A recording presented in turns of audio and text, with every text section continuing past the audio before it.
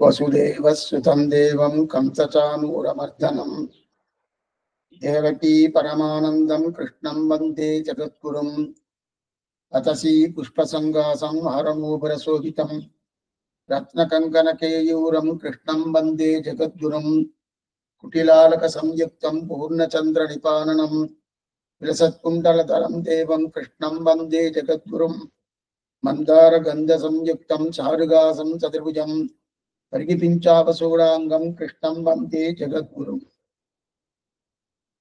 கண்ணனெம்பெருமானுடைய அவதார ரகசியத்தை நாம் பார்த்து கொண்டிருக்கிறோம். ஆச்சரியமான அவதாரங்கள். ராமாவதாரத்துக்கும் கண்ணன் அவதாரத்துக்கும் நிறைய வித்தியாசங்கள் உண்டு. கண்ணனுடைய பால்ய சேட்டிதங்கள், பாலகிருஷ்ணனுடைய சேட்டிதங்கள் தான் பிரதானம். ராமன் பெரியவன் ஆன பிறகுதான் எல்லா விதமான அனுபவங்களும் நமக்கு அனுபவமாக கிடைக்கிறது. கண்ணன் அப்படி அல்ல, பெரியவனானாலும் அனுபவம் தான். அதிலும் முக்கியமாக சிறிய வயசிலே ஆச்சரியமான அனுபவத்தை கொடுக்கிறான். நவநீத சோரன் என் பேரு, வெண்ணையை திருடுபவன். அந்த வெண்ணையை திருடி தன் வீட்டில் இருக்கக்கூடிய வெண்ணையை திருடுகிறான். தன்னுடைய தாயார் நன்றாக திரட்டி அதை உரிமையிலே ஏற்றி வைத்து தான் ஏதோ மாடுகன்களை மேய்ப்பதற்காக வெளியே சென்றிருக்கும் போது படுத்து உறங்குமா போல ஒரு பாவத்தை வைத்துக் கொண்டு மேற்கொண்டு தன் தாயார் வெளியே கிளம்பினவுடனே அந்த சமயம் பார்த்து அந்த பொத்த உரல் என்று சொல்லக்கூடிய உரலை நன்றாக வைத்துக் கொண்டு அதன் மேலே ஏறி அதற்கு மேலே இருக்கக்கூடிய உரியில் இருக்கக்கூடிய வெண்ணையை பூர்த்தியா சாப்பிட்டான், திருடி சாப்பிட்டான். இதை தெரிந்து கொண்ட யசோதை, ஓ, இவனுக்கு ஏதாவது தண்டனை கொடுக்கணும், இப்படியே நித்தியம் பண்ணிட்டு இருந்தா பிரயோஜனம் இல்லை, தண்டனை கொடுக்கணுன்றதுக்காக. ஏன்னா திடீர்கான் இல்லையா, திருடனுக்கு தண்டனம், அந்த திருடனுக்கு உதவி செய்தவா இருக்கா இல்லையா. அநேகமா தீவிரவாதிக்கெல்லாம் தண்டனை கொடுக்கறதை காட்டிலும் தீவிரவாதிகளுக்கு யார் அடைக்கலம் கொடுக்கிறாளோ அவளுக்கு தான் தண்டனை அதிகம். அதே போலங்க இப்ப கண்ணன் ஒரு திருடன், அந்த திருடனுக்கு யாரும் உதவி பண்ணா, அந்த பொத்தவரல் உதவி பண்ணித்து. அந்த பொத்தவரல் உதவி பண்ணினபடியாலே அந்த உரல் என்ன கண்ணன் என்ன இருவரையும் சேர்த்து கட்டக்கூடிய ஒரு தன்மையை உருவாக்கி கொண்டாள் யசோத பிராட்டி. அதற்காக கயிற்றை கொண்டு வந்தால், கயிற்றை கொண்டு வந்து கட்டணத்துக்காக பிரயத்தனப்பட்டால், ஆனா கட்டிட முடியுமா? கண்ணனைத்தான் கட்ட முடியுமா? ஆழ்வாரை தெரிவிக்கிறார் மதுரகவி ஆழ்வார், கட்டு உண்ண பண்ணிய பெருமாயன் கண்ணினும் சிறுத்தாம்பினால் கட்டு உண்ண பண்ணிய பெருமாவன் இல்லையா. அப்ப யசோதை என்னமா கட்டினா, தன்னுடைய தாமம் இருக்கணும் கயிறு, அந்த தாமத்தால் யசோதை கட்டவில்லை. அப்ப எதனால கட்டினாள் யசோதைனா, தன்னுடைய பிரேமத்தாலே கட்டினாலே தவிர தாமத்தாலே கண்ணனை கட்ட முடியுமான்னா கட்ட முடியாது. இதை சகதேவன் தெரிவிக்கிறாங்க. இந்த வார்த்தை தூதுக்காக போனான், சண்டை முக்கியம், சண்டை தான் பண்ணணும் பண்ணணும் என்கிற நிலையோடு கண்ணனுடைய அபிப்பிராயம். ஆனா பஞ்ச பாண்டவர்களும் சண்டை இருக்கணும்ன்ற அபிப்பிராயம் கிடையாது. ஏனென்றால் அவர்களுக்கு சண்டை இடாமல் ஏதாவது பண்ண முடியுமா என்கிற நிலையில தான் வாழ்ந்துட்டு இருக்கா. ஆனா எல்லா யுக்திகளையும் கையாண்டு விட்டாச்சு, இனிமே சண்டை தான் பிரதானம் கண்ணனுடைய அபிப்பிராயம். இதை ஒவ்வொருத்தரோட கேட்டுட்டே வரான். தர்மா உன்னுடைய அபிப்பிராயம் என்ன, தர்மபுத்திரா உன்னுடைய அபிப்பிராயம் என்ன, நீ என்ன சொல்றியோ அதுதான் அபிப்பிராயம் சொன்னார். அர்ஜுனன்ட்ட கேட்கிறான், அதையும் சொன்னார். அதே போல பீமன் சொன்னார், நகுலன்ட்ட கேட்டார், எல்லாருமே அதே அபிப்பிராயத்தை சொன்னார். ஆனா சகதேவன்ட்ட கேட்கறச்சே சகதேவன் மட்டும் இந்த அபிப்பிராயத்தை சொல்லலை. சகதேவன் என்ன பண்ணா, உன்னை கட்டியாச்சுன்னா இந்த சண்டையே வராதுன்னா, உன்னை கட்டியாச்சுன்னா இந்த சண்டையே வராதுன்னு. ஏன்னா எங்களுக்கு யாருக்குமே சண்டை போடணுங்கிற அபிப்பிராயமே கிடையாது. பச்சை பாண்டவர் நாங்க. ஆனா நீதான் சண்டை போடணும் சண்டை போடணும் சண்டை போடணும் துடிச்சுட்டு இருக்க. உன்னை கட்டியாச்சுன்னா சண்டையே நடக்காது இல்லையா? இந்த வார்த்தையை சொல்றான். அப்ப கண்ணன் பெருமான் சொன்ன வார்த்தை தான் ரொம்ப முக்கியம். என்ன கட்டிடுவியான்னு கேட்டான். சகதேவா என்ன கட்டிடுவியான்னு கேட்டான். உன்னை என்னால கட்ட முடியாது, நீ கட்டும்படையாக அமைத்து கொண்டால் கற்றேன். இதான் சகதேவன் சொல்றது. நீ கட்டும்படியா உன்னையே நீ அமைத்துக் கொள்ளணும். அதைத்தான் ஆழ்வார் எடுத்திருக்கிறார், கட்டு உண்ண பண்ணிய பெருமாயன். ஆனால் பகவான நம்ம பிரேமத்தால தாராளமா கட்டலாம். நம்ம கட்ட முடியுமா சுவாமி? தாராளமா கட்டலாம். நமக்காக கைங்கரியம் பண்ணுவதற்கும் தயாராக இருக்கிறான் பகவான். அது எப்படி இருக்கணும்? பிரேமமா இருக்கணும். அப்ப கைத்திலே கண்ணனை கட்ட முடியும்னா கட்ட முடியாது. யாரு கட்டும்படிக்கு பெருமாள் தன்னை அமைத்துக் கொள்கிறான். கட்டு உண்ண பண்ணிய பெருமாள் அமைத்துக் கொள்றான் இல்லையா?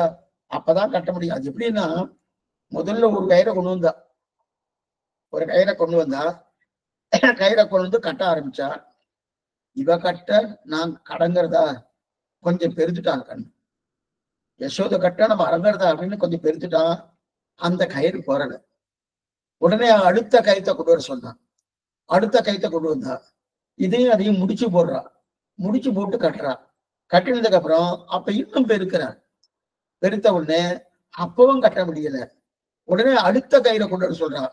மூன்றாவது முடிச்சாரு. இந்த மாதிரி பல முடிச்சுக்கள். அதான் கட்டு கண்ணினும் சிறுத்தாம்பு. பல முடிச்சுக்கள். அந்த பல முடிச்சுக்கள் ஏற்பட நம்ம யார்கிட்ட நம்ம யுத்தம் பண்ணிட்டு இருக்கோம்? கண்ணனை நினைக்கிறானா? யார்கிட்ட நம்ம யுத்தம் பண்ணிட்டு இருக்கோம்? சிசுபாலன், தந்தவக்தன், துரியோதனன், இல்ல ராவணன், கும்பகர்ணன், இவாழ்கிட்ட நம்ம யுத்தம் பண்ணா பரவாயில்ல. சொப்பெத்த தாயார் இடத்துல யுத்தம் பண்ணுவதா? அப்ப என்ன பண்ணுவோம்னா, நம்ம அடங்குவோம்னா அப்ப அடங்குறான். அடங்கின அது என்னதான் கட்டு உண்ண பண்ணிய நுண் சிறுத்தாம்பு. கண்ணி நுண் சிறுத்தாமன்னு சொன்ன காரணமே இதுதான். ஆஹா, இப்படி கட்டுண்டானனும். கட்டுண்ட உடனே அப்ப என்ன, உரலையும் சேர்த்து கட்டிட்டா. ஒத்த உரல் இருக்கணும், அதையும் சேர்த்து கட்டிட்டா. கட்டி முடிஞ்சோடனே இப்ப ஊரே எல்லாம் திரண்டு வந்துடுச்சு. ஊர்ல இருக்கிற அத்தனை பேரும் திரண்டு வந்துட்டா. யார? கண்ணனை பாக்குறதுக்கு. ஏன்னா என்னைக்குமே ரொம்ப பிரசித்தமா ஒருத்தர் இருக்காரு வச்சுக்கோ, அவருக்கு ஏதாவது ஒரு வைபவமா இருந்தாலும் ஊரே திரும்பும். அவருக்கு ஏதாவது அசௌகரியமா இருக்கு, அவருக்கு ஏதோ ஒரு நல்ல காரியம் நடக்கல, அவரை தீயவளா சில பேர் ஏற்படுத்திட்டான்னு வச்சுக்கேன், அப்பவும் ஊரே திரளும். இப்ப ஊரே திரண்டு வந்துடுது. ஏன்னா நான் இப்ப கண்ணன் நினைக்கிறான், நான் கட்டுப்பட்டேன், நான் கட்டுண்டேன் அப்படின்றத பாக்குறதுக்கா உங்களுக்கு இத்தனை ஆசையா? இத்தனை ஆசையோட வந்திருக்கேல அப்படின்னு. நான் கட்டுப்பட்டேன்னா உங்களுக்கு அத்தனை ஆசையா இருக்கா அப்படின்னு கேட்கிறேன்னா, ஏன்னா மொத்த பேரும் என்ன பாக்கிறதுக்கா வந்தாட்டாரே அப்படின்னு கண்ணனுக்கு ஒரு சிரிப்பு. ஒரு பக்கம் சிரிப்பு, ஒரு பக்கம் அழுக, ரெண்டுமே இருக்கு. ஒரு பக்கம் சிரிப்பு இருக்கு, ஒரு பக்கம் அழுகையும் இருக்கு. ஏன்னா இவ தாம்பு வச்சு அடிக்க போறான். தடி இருக்கு இல்லையா, தடி, அந்த தடி வச்சு அடிக்க போறான் யசோத அடிக்க போறான்னா அதனால அழுகணுமோனும் அந்த அழுகை இருக்கு. இன்னொரு பக்கம் சிரிப்பு. என்னமோ நான் கட்டுண்டேன் இன்னமும் யசோத தன்னுடைய முயற்சியால என்னை கட்டினான்னு நினைச்சுட்டு இருக்கா எல்லாரும். அப்படி நான் யசோதை கட்டும்படியாக நான் என்னை அமைத்துக் கொண்டேன்னு இவாளுக்கு தெரியலையே அப்படின்னு சிரிப்பு. அழுக என்னன்னா, அடிக்க போறாளேன்னு அழுக. என்ன சுவாமி அழுக? அந்த மாதிரி அழலாமா? பகவான் தான் அழுவாரான்னா அடிக்க போறான்னு எப்படி? இந்த குழந்தைகள் அழகத்தை நீங்க பாக்கணும். தேம்பி வரும். அப்படின்னு தேம்பி விடும். அது அப்ப உடனே யசோதை கேட்கிறார், நான் தான் உன்னை அடிக்கவே இல்லையே, அடிக்க வரேன் அவ்வளவுதானே தவிர அடிச்சனா? அடிக்கவே இல்லையே. அடிக்கிறதுக்கு முன்னாடியே அழுகிறாயே ஏன்? அடிக்கிறதுக்கு முன்னாடி அழுகிறேன்னா அடிச்சதுக்கு அப்புறம் அழுதி பிரயோஜனமே இல்லையே. ஆனா அடிக்கிறதுக்கு முன்னாடி அழுதாலாவது அடிக்காம இருக்கிறதுக்கு உண்டான வாய்ப்புகள் இருக்கு. அடிச்சதுக்கு அப்புறம் அழுதானா என்ன பிரயோஜனம்? ஒரு பிரயோஜனம் இல்லையே. அப்ப அடிக்கிறதுக்கு முன்னாடிதான் அழும். சில குழந்தை எல்லாம் பொறுமை அழும். அப்படின்னு பொறுமைடாது இல்லையா? அந்த பொறுமைகிற சமயத்துல யசோத கை காட்டுறா. என்ன பொறுமரியா? வாய் வாய் வாயை திறக்காதே.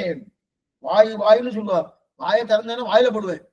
சில குழந்தைகள்லாம் சொல்லுவா பாருங்க, தாயார்ல என்ன பண்ணுவோம், வாயை திறந்த ஓடு வாயை திறந்தேன்னா வாயிலே போடுவேன் அப்படின்னு சொல்றாடியா. அதே மாதிரி யசோதை சொல்றா, வாயை திறந்தா வாயில போடுவேன்னு. அப்படியே பொறுமை புரியவில்லை. சரின்னு வாயை திறக்க வேண்டாம் கண்ணன் என்ன பண்ணா, சரி ஓடி போலாமான்னு பார்த்தா, ஓடி போலான்றதுக்காக என்ன பண்றான், ஒரு கால் அப்படி கொஞ்சம் தூக்குற, 2 திருக்கால்கள், ஒரு கால் அப்படி தூக்குறாரு. தூக்கினா ஓடினா கால்லயே போடுவேன். யசோதை சொல்ற வார்த்தை, ஓடினா கால்லயே போடுவேன். சரி வாயை திறக்க வேண்டாம்னு சொல்லிட்டு வாயை நிறுத்திட்டா. ஓடி போலான்னு பார்த்தா அதுவும் ஒண்ணுமே பண்ண முடியலையே. கையிலே வெண்ணெய் வச்சிருந்து நர்தன கண்ணன் நீங்கள் கேள்விப்பட்டிருக்கலாம். அதாவது அச்சா திருமணி தான் செவிக்கலாம். நர்தன கண்ணன், வெண்ணெய்க்காடும் கண்ணன். அநேகமா நீங்க இதுக்கு போன சொல்லணும். மன்னார்குடி ராஜகோபாலன் வெள்ளத்தாய் உற்சவம் ஆச்சரியமான உற்சவம். வேற எந்த திமிதேசம் அந்த மாதிரியான உற்சவம் கிடையவே கிடையாது. எல்லாருமே வெள்ளத்தாய் திருக்கோளம் சமர்ப்பிப்பால தவிர, ஆனா மன்னார்குடி ராஜகோபாலன் தட்சிண துவாரகான்னு பேர் இருக்கு. ஆச்சரியமா அப்படிப்பட்ட திவிதேசத்துல அந்த வெண்ணெய்க்காடும் பிள்ளையா அப்படின்னு நர்தன கண்ணா இருக்கணும். அதை நன்னா செய்யணும். அப்ப இப்ப கண்ணனுக்கு என்னன்னா, ஒண்ணு ஓடணும் இல்ல அழணும். அழணும்னா வாயில போடுன்னு சொல்லிட்டு இருக்கா. ஓடணும்னு பார்த்தாச்சுன்னா ஓடினா கால்லயே அடிப்பேன்னு சொல்லிட்டு இருக்கா. சரி நிக்கலாமே, இதுவா இருக்கு பண்ணலாமனு. வாயால அழ முடியல, எத்தையா பண்ணணும். குழந்தைகள் என்ன பண்ணணும்னா, ஒண்ணு அழுவும் இல்ல ஓடும் இல்ல எத்தையா பண்ணுமணும். எத்தையா பண்ணலாமா? சார் நிக்கலாமன்னா, நின்ன நேரத்துல என்ன ஒரு ஆபத்து வருதுன்னா, நின்ன நேரத்துல ஒவ்வொருத்தருடைய வீட்டுல வெண்ணெய் இருக்குமானோ, அந்த வெண்ணெயெல்லாம் என்ன பண்ணுவான்னா அவ ஜாகிரதை பண்ணி வச்சுக்குவா. அதுக்குள்ள நம்ம போய் அந்த வெண்ணெயெல்லாம் சாப்பிடணும். சில பேர்லாம் வந்து நாழி கடத்த மாட்டான், டயத்தை வேஸ்ட் பண்ண வேண்டாம் சுவாமி. அப்ப என்ன பண்ணலாம்னா, உடனே அந்த அந்த காரிய மன்றத்துக்குள்ள இதையும் பண்ணிடலாமேன்னு அப்படின்னு சில பேர் பண்றாருனோ. அநேகமா உத்தியோகத்துல அது நடக்கும். அதே போல கண்ணனுக்கு என்னன்னா, இவதான் கட்டினா கூட பரவாயில்ல, நான் அப்படியே தச்சுன்னு ஓடிட்டேன்னு வச்சுக்கேன். மத்த வீட்டுல இருக்கிற வெண்ணெயெல்லாம் சாப்பிடலாமோன்னா, இப்ப நிற்கவும் முடியல, ஓடவும் முடியல, அழவும் முடியல, ஒண்ணுமே பண்ண முடியல. என்ன பண்றது? என்னன்னா, காலை தூக்கி ஓடிலாமான்னு பார்த்தா காலில் போடுவேன்னு சொல்லிட்டு இருக்கா. சரி, நம்முடைய व्यसனத்தை, நம்முடைய இந்த நிலையை வெளிப்படுத்துறதுக்கு அழலாமா பார்த்தா வாயில போடுவேன்னு சொல்லிட்டு இருக்கா. என்ன பண்ணலான்னு பார்த்துட்டு கட்சி உரலையும் நீ சேர்த்து கட்டிட்டா. இப்பதான் தெரிவிக்கிறார் ஆழ்வார், பத்துடை அடியவர் கெடியவன் பிறர்களும் கரியதித்தகன் மலர்மகள் விரும்பும் நம் அரும்பெறலடிகள் மற்றொரு கடவெண்ணை கலவினில் உறவிடையா புண்டு எத்திரம் உரலினோடு இணைந்திருந்தேங்கி எளிதேன்னா. இப்ப எல்லாரும் வந்துட்டா. மற்றொரு கடவெண்ணை கலவினில் உறவிடைய ஆப்புண்டுன்னா இந்த வாசனம் பாடுறச்சேதான் 3 மாசம் மோகித்ததிலே முதல் 6 மாசம் மோகித்தார் நம்மாழ்வார். நம்மாழ்வார்க்கு கிருஷ்ண திருஷ்ணா தத்துவம்னு பேர். கிருஷ்ண பக்தியை உருவெடுத்தவர் நம்மாழ்வார். இந்த வாசனம் பாடுறச்சே 6 மாசம் அப்படியே மோகித்து கிடந்தார்னு நம்முடைய நம்பியில தெரிவிப்பார். நீங்க சொல்ல வந்தன, இப்ப எல்லாரும் வந்து நின்ற உடனே கண்ணனுக்கு ஒரே அழுக. யசோதைய பார்த்து கை கூப்புறாராம். நமக்கு என்ன தோணும், ஓ இனிமே தப்பு பண்ணிட்டேன், இனிமே தப்பு பண்ண மாட்டேன், திருட்டேன் அப்படின்னு அதனால கை கூப்புறாரா. கண்ணில் வேற ஜலமா கொட்டுறது, கண்ணில் ஜலமா கொட்டின்னு இருக்கு. யசோதைய பார்த்து கை கூப்பிட்டுதா. எல்லாரும் வந்து நின்று வேடிக்கை பார்த்துட்டு இருக்கா. இப்படி சரி, இந்த மாதிரி கண்ணனுக்கு ஜலம் வருமா, திறந்தா வருமா? இந்த பிள்ளை தப்பு பண்ணான்னு ஒத்துப்பானா? முதல்ல இந்த பிள்ளை தப்பு பண்ணான்னு ஒத்துப்பானா? அதெல்லாம் இந்த பிள்ளைலாம் வராது. இந்த பிள்ளைய பிறந்ததுக்கு காரணமே என்ன? நன்னா மொத்துப்படணும், வெண்ணைய திருடணும், அங்க இருக்கக்கூடிய பெண்களோடு நன்னா விளையாடணும். இதுக்காக தான் வந்திருக்காரு. அப்படி இருக்க இந்த பிள்ளைக்கு தப்பு பண்ணான்ற எண்ணமே இல்லை. அப்பன்னா யசோதைய பார்த்து எதுக்காக கை கூப்புறான்? எதுக்காக கை கூப்பிடாதுன்னு. அப்ப அதுக்கு காரணம் பேர் என்னன்னா, 2 காரணம் தெரிவிக்கிறார். முதல் காரணம் என்ன தெரியுமா? தாயே நான் தப்பு பண்ணிட்டேன் சொல்லல. தாயே நான் தப்பு பண்ணிட்டேன், என்ன மன்னிச்சிடும் கை கூப்புறாரு. அந்த மாதிரிலாம் இந்த குழந்தை பண்ணுவான்னா, இந்த குழந்தைக்கெல்லாம் சூடு சரணம் எல்லாம் கிடையாது. ராமன் தான் பண்ணுவான். ராமன்னா பண்ணுவான். இந்த குழந்தைக்கு சூடு சொன்னெல்லாம் கிடையாது, இந்த பிள்ளைக்கு அதெல்லாம் கிடையாது. அப்ப என்ன சுவாமி, அதெல்லாம் பண்ணுவாருன்னா பண்ண மாட்டான், நிச்சயமா பண்ண மாட்டான். அப்ப அது பண்ணனா ரெண்டாவது எதுக்கு பண்ணா, இது கை கூப்பினான்னா, தாயே ரொம்ப நன்றி, ரொம்ப நன்றி. என்ன நன்றினா, இந்த மொத்த பெண்களையும் நான் ஒரு இடத்துல வர வைக்கணும்னு நானு எத்தனையோ பிரயத்தனப்பட்டேன். ஆனா என்னால முடியல. இன்னைக்கு பெண்கள்லாம் பார்க்க வந்திருக்காரனோ, ஓ கண்ணன் கட்டுண்டான், கண்ணன் உதப்படுகிறான், கண்ணன் அழுகிறான், யசோதையால இந்த மாதிரி கண்ணன் அவமானப்படுத்தப்படுகிறான் அப்படின்னு பாக்குறோம் வந்திருக்காரனோ.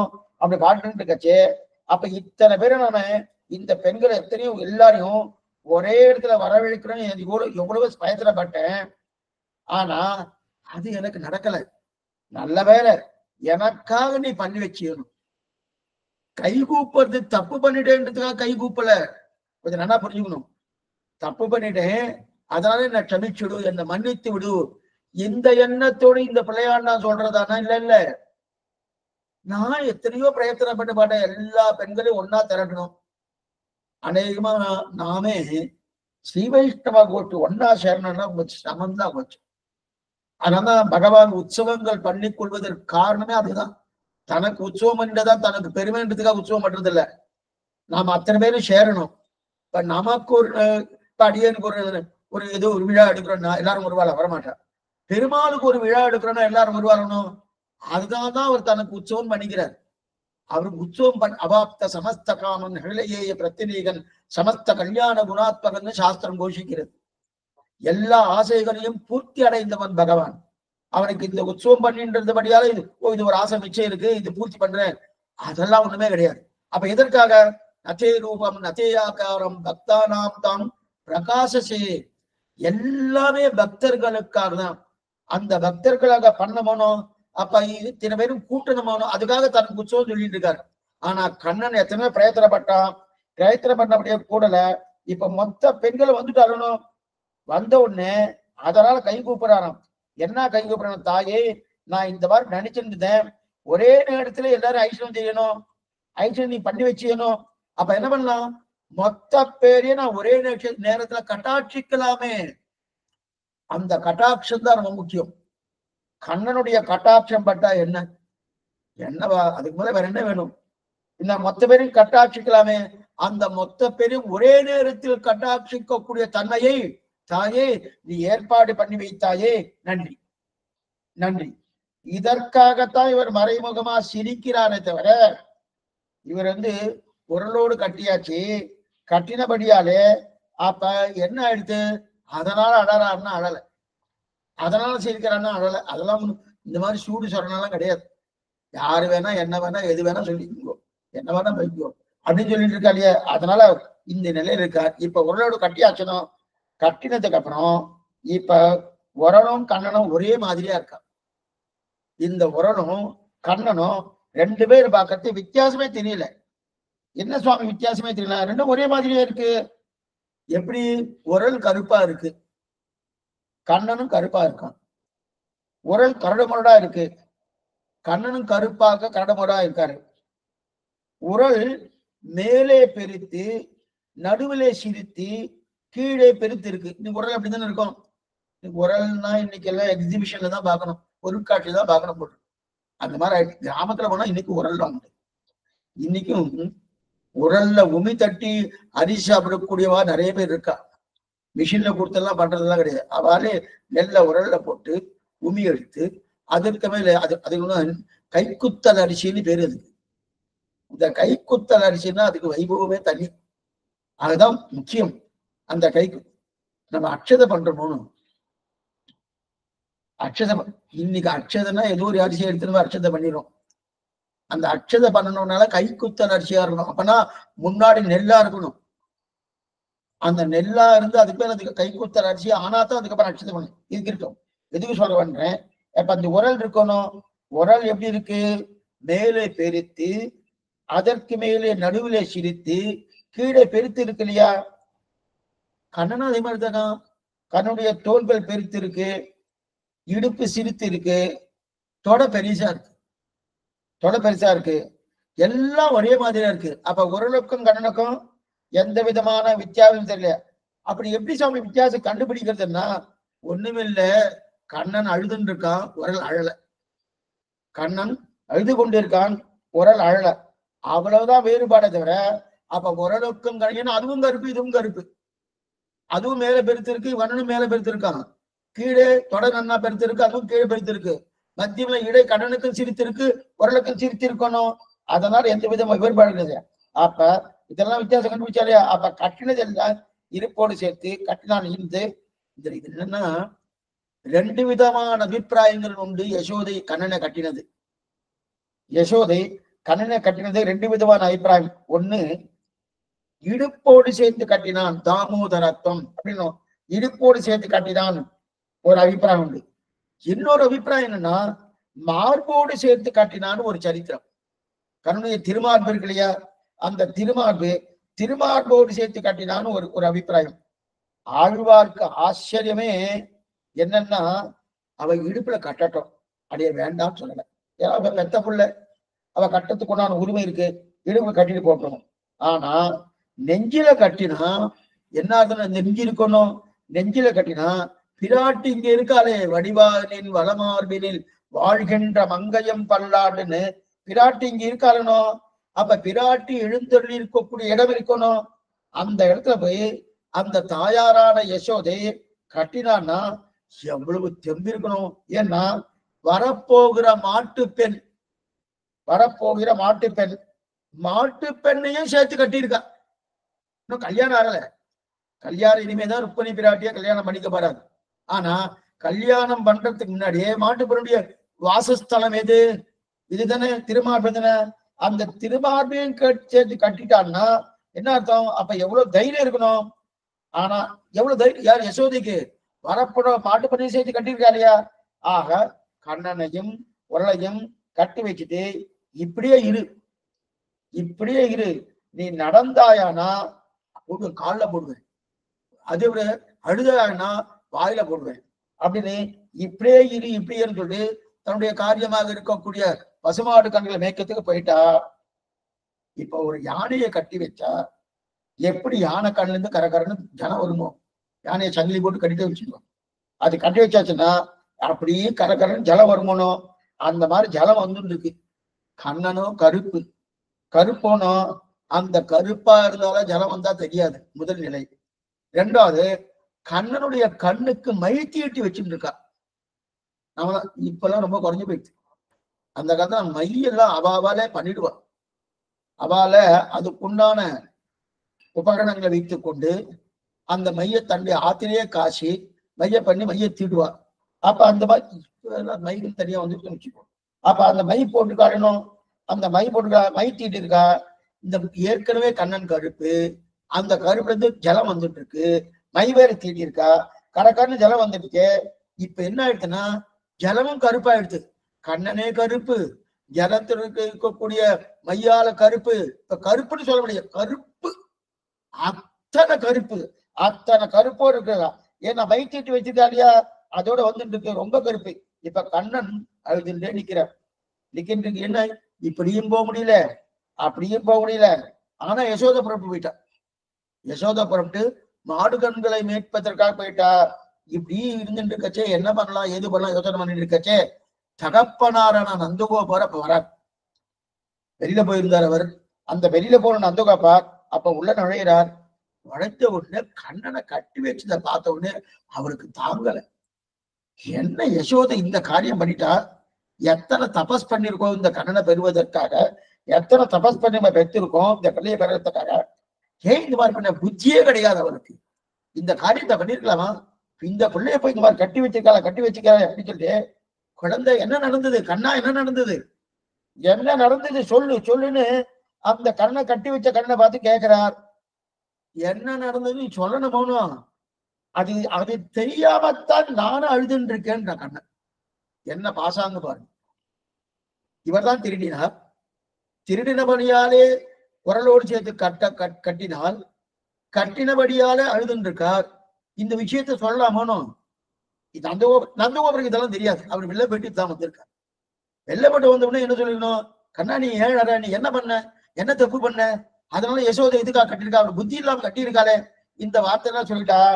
சொன்ன உடனே நான் என்ன பண்ண, நான் ஒண்ணுமே பண்ணலையே, எதனால என்ன கட்டியிருக்கான்னு தெரியலையே, அது தெரிஞ்சா நான் அழுவ மாட்டேனே, அது தெரியாம தான் அழுதுன்னு இருக்கேன்.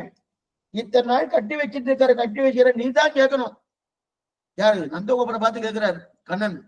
நீர் தான் கேட்கணும். உங்களுடைய தர்ம பத்தினி தானே நந்த யசோதை, உங்களுடைய தர்ம பத்திரியை பார்த்து நீ தான் கேட்கணும். ஏன்னா ஏன் இந்த மாதிரி கட்டி இருக்கா, ரொம்ப அநியாயம், ஊர்ல ரொம்ப அநியாயம் நடந்து இவர் பேசிட்டு இருக்காரு. ஊர்ல ரொம்ப அநியாயம் நடந்துட்டு இருக்கு, ரொம்ப அதிகமா போயிட்டு. இந்த ஊர்ல நீ தானே ராஜா, இந்த யாதவ குலத்துக்கெல்லாம் நீ தானே ராஜா, நீர் பார்த்து எல்லாரும் அடக்கி வைக்கணுமோனோ. அப்ப நீர் பார்த்து சொல்லு உங்களுடைய தர்ம பத்தினிக்கு, தன்னுடைய தாயார்னு சொல்லல, உங்களுடைய தர்ம பத்தினிக்கு சொல்லுவை, இந்த மாதிரி கண்ணன் இந்த மாதிரி கட்டலாமா, எந்த விதமான நிலை இல்லாம கட்டி வச்சிருக்கா, என்னமே தெரியலையே, எனக்கும் தெரியலையே. சரி இருக்கட்டும், நான் இந்த கட்டை அவிழ்த்து விடுறேன். அவுத்த உடனே நீ என்ன பண்ற, இங்கிருந்து கிடுகிடுன்னு போ, நேரா நீ ஒன்றும் கவலைப்படாது. நேரா போயினா வாசல்ல நாவல் பழக்காரி வந்திருக்கா, வாசல்ல நாவல் பழக்காரி வந்திருக்கா. அந்த வந்திருக்காருன்னா அவள்கிட்ட போய் என்ன பண்ண, நாவல் பழத்தை வாங்கிக்கோ. எப்படி வாங்கணும்னு தெரியுமா, பின்னாடி போய் நிறைய நெல் இருக்கு, நல்ல பின்னாடி போ, நிறைய நெல் இருக்கு, அந்த நெல்லை 2 கையால எடுத்துக்கோ. எடுத்துட்டு போய் அந்த நாவல் பழக்காரிக்கு கொடுத்து, நீ உனக்கு தேவையான நாவல் பழம் என்னென்ன வேணுமோ அதையெல்லாம் வாங்கிக்கோ அப்படின்னு நந்தகோபால் சொன்னார். விட்டா போருன்னு கிளம்பிட்டான், விட்டா போருன்னு கிளம்பிட்டான். கண்ணன் அங்கிருந்து கிடுகிடுகிட்டு ஓடுறான். ஓடி என்ன பண்ணார், பின்னாடி போய் நல்ல கை முழுவதும் குட்டியார், அந்த கை சின்ன கை, பிஞ்சு கை, அந்த பிஞ்சு கை முன்ன நல்லா அள்ளிட்டார், அள்ளி எடுத்துட்டார். வாசல்ல இருந்து இதுக்கு வரணும், எங்க பின்னாடி இருந்து முன்னாடி வாசலுக்கு வரணும். 8 கட்டு வீடு, அது சாமானிய வீடு இல்ல, நந்தகோபருடைய திருமாளிகை இன்னைக்கு உண்டு. கோகுலத்துக்கு போனா நீங்க போய் சேவிக்கலாம். இதெல்லாம் நீங்க ஒரு யாத்திரையா போகணும். போகணும்னா விஷயம் தெரிஞ்சவாரோட போகணும். விஷயம் தெரிஞ்சவா இப்ப நிறைய பேர் அழிச்சிட்டு போறா, நம்ம சைவ சம்பிரதாயத்துல நிறைய பேர் அழிச்சிட்டு போறா. முக்கியமா வேலுக்குடி கிருஷ்ணன் சுவாமி பெரிய கைங்கரியம் பண்றார். போறவரெல்லாம் அவரோட போனோம்னா அவருடைய உபன்யாச காலட்சேபத்தையும் கேட்கலாம். மேற்கொண்டு இந்த மாதிரியான சன்னிவேஷம்லாம் நம்ம இதெல்லாம் பார்த்ததே கிடையாது, அங்க போய் பார்க்கக்கூடிய வாய்ப்பு கிடைக்கும். இதுக்கு சொல்ல வந்தேன்னா, இப்ப கை நிறைய நெல் அழிண்டார், நெல் அழிண்டு வாசல் வரைக்கும் போகணுமோனு இந்த குழந்தை இப்படி தத்தக்கா பொத்தக்கான்னு ஓடிட்டு போயிட்டு இருக்கு. இந்த நெல் கையில அள்ளி வச்சுட்டு இருக்கணும். 8 கட்டு வீடணும். அது போகிறதுக்குள்ள எல்லாம் கொஞ்சம் தான் மிச்சம் இருக்கு. அந்த நெல்லை ஓட்டுற ஓட்டத்தை இருக்கிற கையில இருக்கிற நெல்லெல்லாம் அப்படியே அப்படியே மேல மேல மேல மேல கீழே விழுந்துட்டு, மிச்சம் இருக்கிற நெல்லு கொஞ்சம் தான் நெல் இருந்துச்சு. அந்த நெஞ்சை கொண்டு போய் அந்த நாவல் பழக்காரை கொண்டு போய் கூடையில போட்டான். கூடையில போட்டான் கண்ணன். கூடையில போட்டு, ஓ நான் உனக்கு நெல் போட்டிருக்கேன், எனக்கு நாவல் பழத்தை கொடு அப்படின்னு கையை நீட்டினான் கண்ணன். நாவல் பழக்காரிட்ட இந்த நெல்லை கொடுத்துட்டு எனக்கு நாவல் பழத்தை கூட கையை நீட்டினா. அவ சொன்னா, நாவல் பழக்காரி, எனக்கு கொடுக்க வேண்டியதை கொடுத்தா உனக்கு நாவல் பழம் கொடுக்கிறேன். அதான் கொடுத்துருக்கேன், நெல்லு கொடுத்துருக்கேனே, அப்ப நீ கொடு, நாவல் பழத்தை கொடுனா. அதெல்லாம் கிடையாது, எனக்கு கொடுக்க வேண்டியது கொடு, நான் உனக்கு நாவல் பழத்தை கொடுக்கிறேன். உனக்கு கொடுக்க வேண்டியது என்ன இருக்கு, ஒண்ணும் கிடையாது. நான் நெல் கொடுத்துட்டேன், இன்னும் வேணா பசுமாடு கண்டுகள் கொடுக்கட்டுமா, இல்ல இன்னும் பழம் கொடுக்கட்டுமா, இல்ல பால் கொடுக்கட்டுமா, 10 படி பால் கொடுக்கட்டுமா, பசுமாடு கண்டுகளை கொடுக்கட்டுமா, எது வேணும், என்னென்ன வேணும்னா அதெல்லாம் வேண்டாம், அதெல்லாம் எனக்கு வேண்டாம், எனக்கு கொடுக்க வேண்டியதை கொடு, அப்பதான் நான் கொடுப்பேன். திருப்பி திருப்பி இதே சொல்லிட்டு இருக்கா. இவ கண்ணனுக்கு கோவம், என்ன கொடுக்க வேணும் அப்படின்னா, ஒண்ணும் இல்லை, நீ எனக்கு மோட்சத்தை கொடு, நான் உனக்கு நாவல் பழத்தை கொடுக்கிறேன். இதுக்கு நன்னா புரிஞ்சுக்கோ. நாம சரணாகதி பண்ணி மோட்சத்துக்கு போறோம். நாவல் பழத்தை கொடுத்து மோட்சத்துக்கு யாரா போயிருக்காங்க, கேள்விப்பட்டிருக்கல. நாவல் பழத்தை கொடுக்குறேன், நீ எனக்கு மோட்சத்தை கொடு, எங்க சொல்ற, கேள்விப்பட்டதே கிடையாது இந்த மாதிரி. இப்ப கண்ணனுக்கு ஒரு சந்தேகம், வாஸ்துவம் தான் நான் மனசுல நினைச்சுக்கிறாரு. நான் இதை விட்டு நிறைய பேருக்கு கர்மயோகம், ஞான யோகம், பக்தி யோகம் பண்ணவாளுக்கு மோட்சம் கொடுத்திருக்கேன், சரணாகதி பண்ணவாளுக்கு மோட்சம் கொடுத்திருக்கேன், என் திருவடியை பத்தி நானே கதி என்கிற நிலைவாளுக்கு மோட்சம் கொடுத்திருக்கேன். ஆனா மோட்சத்துக்கு ஒரு தகுதினா நாவல் படம் இதுதான் முதல் தடவையே பாக்குறேன் அப்படி மனசுல நினைச்சிருந்தார். நினைச்சுட்டு கேட்கிறார், நான் மோட்சம் கொடுக்குறேன்னு உனக்கு யார் சொன்னா? அந்த நாவல் பழக்காரிக வந்து கேட்கிறார். நான் மோட்சம் கொடுக்குறேன்னு உனக்கு யார் சொன்னா? முதல்ல எனக்கு மோட்சம் கொடுக்கக்கூடிய தகுதி எனக்கு இருக்குன்னு உனக்கு அப்படின்னா என்னமா தெரிஞ்சுட்டேன்? ஒண்ணுமில்ல, நீ நெல்லை கொண்டு வந்து என்னுடைய கூடையில போட்டேனும். கூடையில போட்டுச்சு அந்த கை 2 திருக்கைகள், 2 திருக்கையும் நன்னா சேவிச்ச. அந்த 2 திருக்கைகளை சேவிக்கச்சு சங்கு சக்கர ரேகை அது பரிபூர்ணமா அதுல தெரிஞ்சது. அந்த சங்கு சக்கர ரேகை தெரிஞ்ச உடனே நீயே பரம்பொருள், நீயே பரம்பொருள், உயர்வர உயர்நலம் உடையவன் நீயே அப்படின்னு நான் தெரிஞ்சுட்டேன். தெரிஞ்சபடியாலே அதனால எனக்கு நீ முக்தி கொடு, எனக்கு மோட்சானந்தத்தை கொடு அப்படின்னு கேட்கிறார் கண்ணன். கேட்டான். வாஸ்தவம் தான். யாராரோ என்னென்ன ரிஷிகளோ, எந்தெந்த ஞானிகளோ, எந்தெந்த மகனியர்களோ எவ்வளவு சிரமப்பட்டு மோட்சானந்தத்தை பெறுகிறார். ஒண்ணும் இல்லாத நாவல் பழத்தை கொடுக்குறேன், இது வாங்கி. எத்தனை மோட்சத்துக்கு போயிட்டாங்க. அவன் மோட்சத்துக்கு நாவல் பழத்தை கொடுத்தா மோட்சத்துக்கு போயிட்டா. ஏன்னா நாவல் பழம் விற்கிறவனுக்கு கூட கண்ணன் யாருன்னு தெரியாது. நாவல் பழம் விற்கிறவனுக்கு கூட கண்ணன் யாருன்னு தெரியாது. ஆனா இந்திரனுக்கோ, குபேரனுக்கோ, பிரம்மாவுக்கோ இவாளுக்கு யாரும் தெரியல. இவாளுக்கு யாரும் தெரியல. ஏன்னா யாருன்றதே முக்கியம். ஏன்னா கண்ணன் அருள் பெற்றோமோ என்பதுதான் முக்கியமே தவிர, இப்படி நவரீத சூரியமாக இருக்கிற கண்ணன் நிறைய சரித்திரங்கள், 1 2 2 இல்ல, எத்தனை சரித்திரங்களோ அத்தனை சரித்திரங்களை கொடுத்துட்டு காரணம். அதாவது சாதாரண நாவல் பழத்தை கூட கண்ணனை பெருமை தெரிஞ்சுட்டாரணும். இது எப்பேற்பட்ட தாழ்ந்தவனாலும் கண்ணை தெரிஞ்சு கொள்ளலாம். எப்பேற்பட்ட உயர்த்தியாக இருக்கக்கூடியவர்களும் அந்த கண்ணனை பத்தி தெரிஞ்சு கொள்ளாம இருப்பார்கள். அப்ப அந்த கண்ணனிடத்தில் அபச்சாரப்படுவார்கள். அப்ப எப்பேற்பட்ட நாவல் பழக்காரி, எப்பேற்பட்ட நாவல் பழக்காரி எப்படி ரொம்ப வைபவம்லாம் ஒண்ணு கிடையாது. தாழ்ந்தவளா இருக்கக்கூடிய நாவல் பழக்காரி கண்ணனை தெரிஞ்சிருந்தா, உயர்ந்தவர்களாக இருக்கக்கூடிய பிரம்மா என்ன, இந்திரன் என்ன, குபேரன் என்ன, மற்றுண்டான தேவதைகள்லாம் கண்ணனை தெரிஞ்சுக்கல. தெரிஞ்சுக்கிறது மட்டும் இல்ல, கண்ணனிடத்தே அபச்சாரப்பட்டு மேற்கொண்டு சரித்திரம் பார்க்க போறோம். கண்ணனிடத்திலே அபச்சாரப்பட்டிருக்காவா. பிரம்மா என்னமா அபச்சாரப்பட்டா தெரியுமா? இந்திரன் என்னமா அபச்சாரப்பட்டா தெரியுமா? இதுக்கு சொல்ல என்ன, இதைத்தான் ஆழ்வார் தெரிகிறார். ஆச்சரியமான முதல் 10 3ஆம் திருவாரூரிலே 4வது பாசுரம். யாரும் ஓர் நிலைமையன் என அறிவறிய எம்பெருமான், யாரும் ஓர் நிலைமையன் என அறிவெளிய எம்பெருமான், இது ஒரு பாசுரம். இந்த பாசுரத்தை ஆச்சரியமா தெரிவிக்கிறார் நம்பில்லை.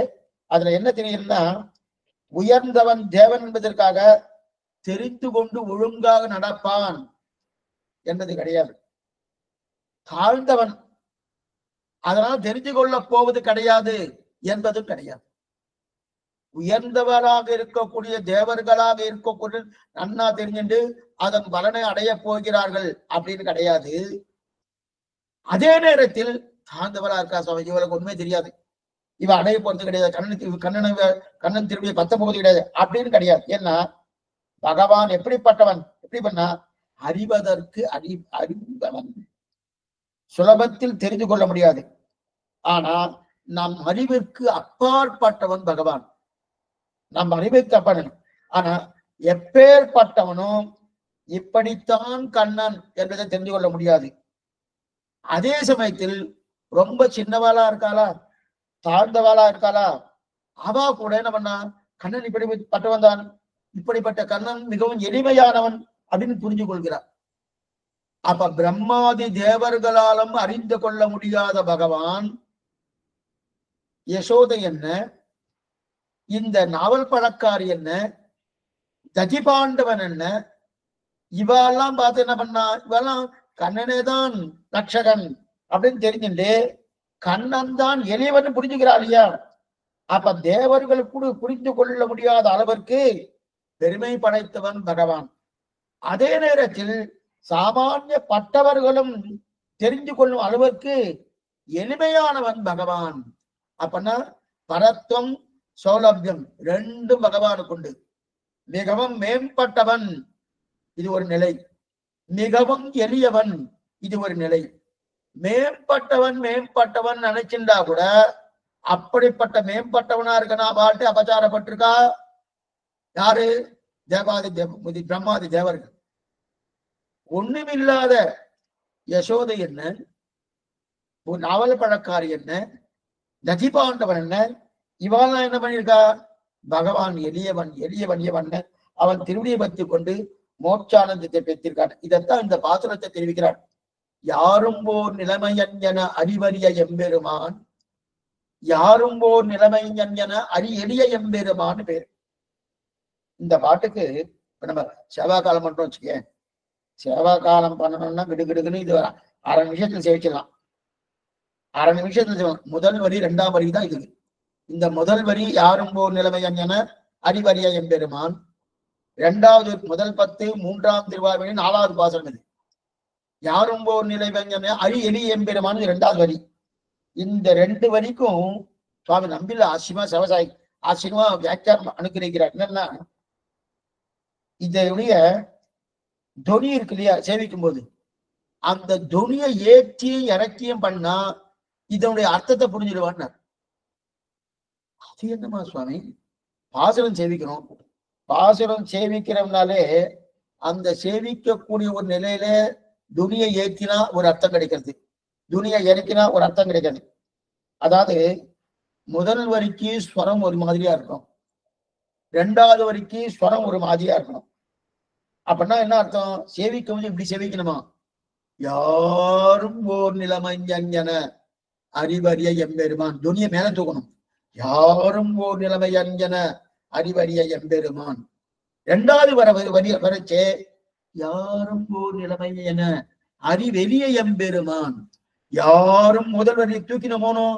பிரம்மாதி தேவர்களாலும் காணப்படாதவன், யாரும் ஓர் நிலைமையன் என அறிவறிய அறிவதற்கு அப்பாற்பட்டவன் அப்படின்னு, பிரம்மாதி தேவர்களாலும் அறிவதற்கு அப்பாற்பட்டவன்.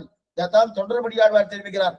பெண்ணலாம் ஷடையினாலும் பிரம்மனும் உன்னை காண்பான், என்னடா ஊடி ஊடி தவம் செய்தார் வெல்கி நிற்பர். அவெல்லாம் எத்தனையோ யூடிக்காலங்கள் தபஸ் பண்ணி பண்ணி பண்ணி பகவான் செவசாய்க்கலை வெட்கப்பட்டு தலை குடிகிறாளாம். அப்பனா அது என்னது? யாரும் ஓர் நிலைமையன் என அறிவறிய எம்பெருமான். இது முதல் வரிக்கு. அப்ப துனியை மேல தூக்கிட்டோம், ஸ்வரத்தை மேல தூக்கிட்டோம். அந்த ஸ்வரத்தை இறக்கியாச்சுன்னு வச்சுக்கோ, யாரும் ஓர் நிலைமையன் என அறிவி எளிய எம்பெரு, எளியன் மிகவும் எளியவனாக இருக்கான். நாவல் பழக்காருக்கு, யசோதை, ததிபாண்டவன் போன்றவருக்கு மிகவும் எளியனாக இருக்கான் இல்லையா? அப்ப குரலை ஏத்தி அறிக்கினாலே அர்த்தம் கிடைச்சிருந்துட்டார். இந்த மாதிரி எல்லாம் பாட்டு இருக்கா சுவாமி? இருக்கு. குரலை ஏத்தி இறக்கினாலே அர்த்தம் கிடைக்கிறது. ஏத்தினா பிரம்மாதி தேவர்களாலையும் அறியப்படாதவன் அர்த்தம். அதே 2வது வரியை இறக்கினா ஒண்ணுமில்லாத யசோதை என்ன நாவல் பழக்காரங்க அவளாலே கட்டுப்பட்டு அவளாளுக்கு மோட்சத்தை கொடுக்குறான். இப்படி எளியவனா இருக்கிறான்னு தெரியுது இல்லையா? அதான் தெரியுது. அப்ப நாவல் பழக்காரிய பார்த்தோம். இப்ப பார்க்க போவது பிரம்மாவாலே அபச்சாரப்பட்ட கதை. எதுக்கு இப்ப இந்த விஷயத்தை எடுத்துனா, பிரம்மாவே கண்ணனிடத்துல அபச்சாரப்பட்டிருக்கான். அந்த கதையை பார்க்க போறோம். அதுக்கு முன்னாடி சின்ன சின்ன கதைகள் இருக்கு. என்னென்ன கதைகளும் எல்லா கதையும் பார்த்துட்டு எல்லாமே சுருக்கமா தான் நீ சொல்ல போறேன். அநேகமா உங்களுக்கு எல்லா சரித்திரங்களும் தெரியும், தெரியாத சரித்திரம் ஒண்ணும் கிடையாது.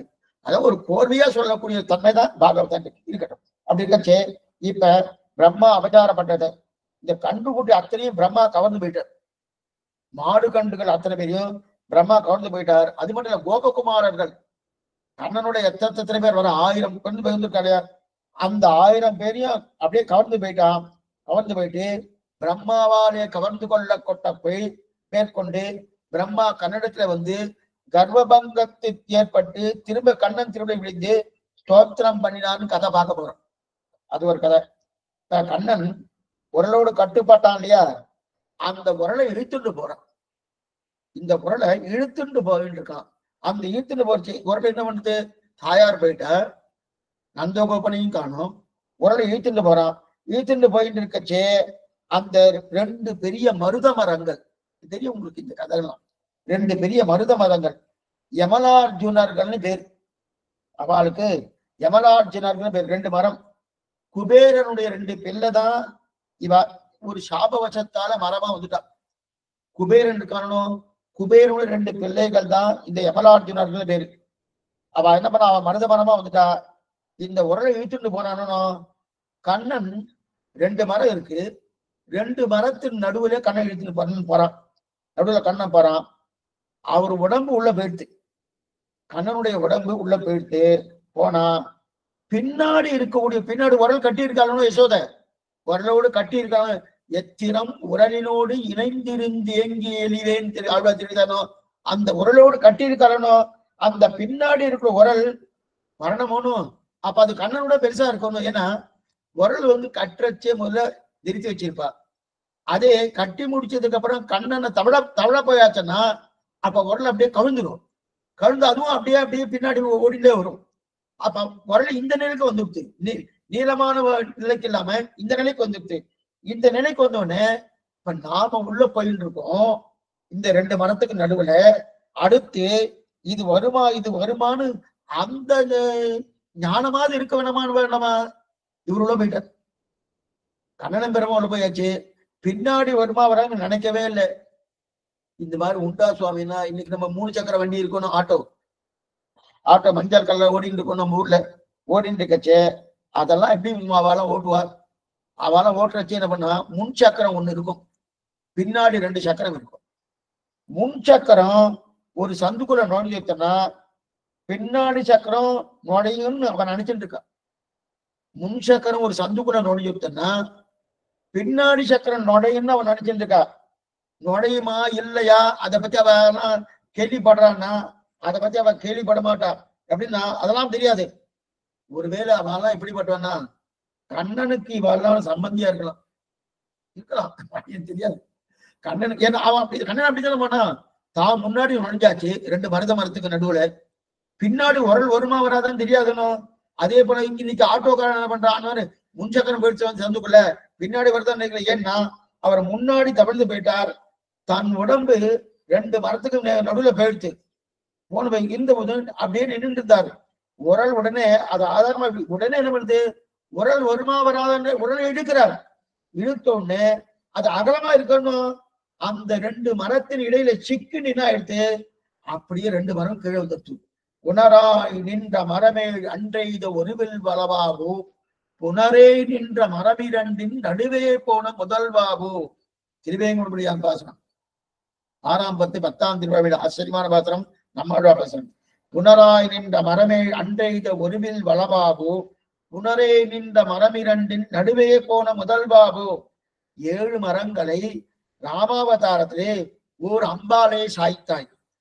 அதே 2 மரங்களை 2 மரங்களுக்கு இடையே நீ போய் மருத மரங்கள் இடையே முறித்தி பண்ணியானோ சாப விமோசனம் கொடுத்தாயனோ.